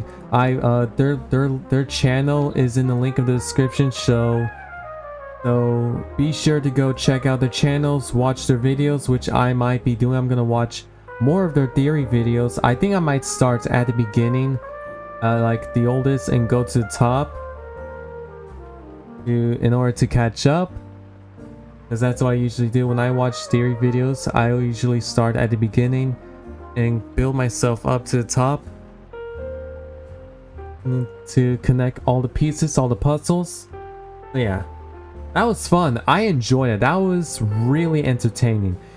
I enjoyed it. I had fun. That was a very fun time. I've learned a lot, and I'm definitely gonna remember them. I'm gonna remember these forever. On my headphones, gotta take them off for my ears.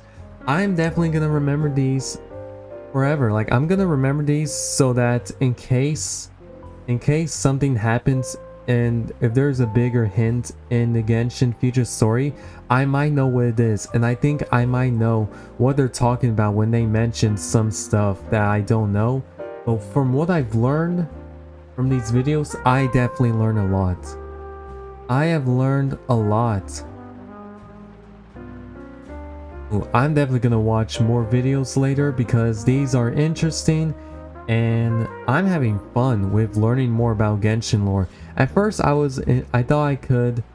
I wasn't interested and interested at the same time. I thought I could learn more during the game, but from watching the theories, I'm more interested.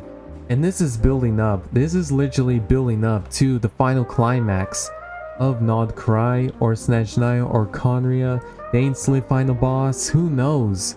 Who knows? Like, the possibilities are completely endless right now.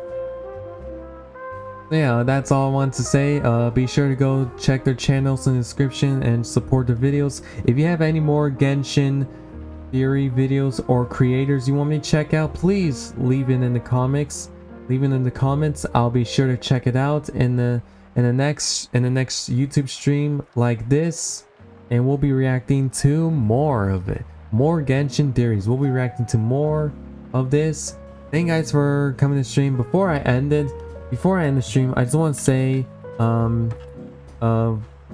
thank you guys so much for the support and for supporting and watching the comic dubs. I recently noticed how much views the comic dubs have been getting these last few days. Like, holy crap, like, wow. I'm like lost from words, and I'm also more motivated into doing more comic dubs because I still want to get better at voice acting. I want to be better in voice acting. I want to change my voice and in a different tone. I'm still new to voice acting, so even though I sound bad, it's okay because I'm still learning. I'm learning each time I make comic dubs. I'm learning how to edit better. I'm learning how to act better, how to adjust my voice better. Well, not adjust my voice because I'm still learning how to do that, especially editing. I'm actually doing pretty good on editing, and I feel like by the time my editing skills is getting more better as each time I make more comic dubs, and I have a couple more. I'm still trying to find more comic dubs. I managed to find a few that's Sonic related, Genshin related. It's very hard to find comics to dub that has female characters in it because I can't afford voice actors, so that means I have to do all the voice acting by myself, so which means it's going to be very hard for me to make comic dubs without affording by doing the voices myself without affording any voice actors. Maybe it'll happen in the future. Maybe in the future where I make comic dubs, I'm gonna have someone else to help me and do the voice acting instead of all by myself. Maybe that'll happen in the future. Who knows? Who knows? But now I'm still new to making comic dubs, and from the views and from how I did, it looks like they're doing very well. I'm surprised. What? All right, I'm motivated now, so be sure to expect more comic dub videos. Be sure to expect more. I'm definitely gonna be making more of these because they're very fun to do, and I'm having fun with voice acting because I've always wanted to voice act for a very long time, and I'm having fun.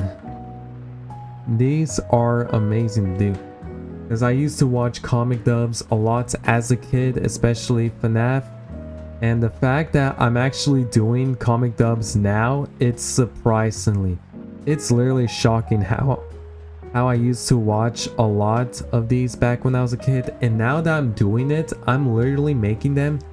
That is full circle. What? Yeah, that's amazing.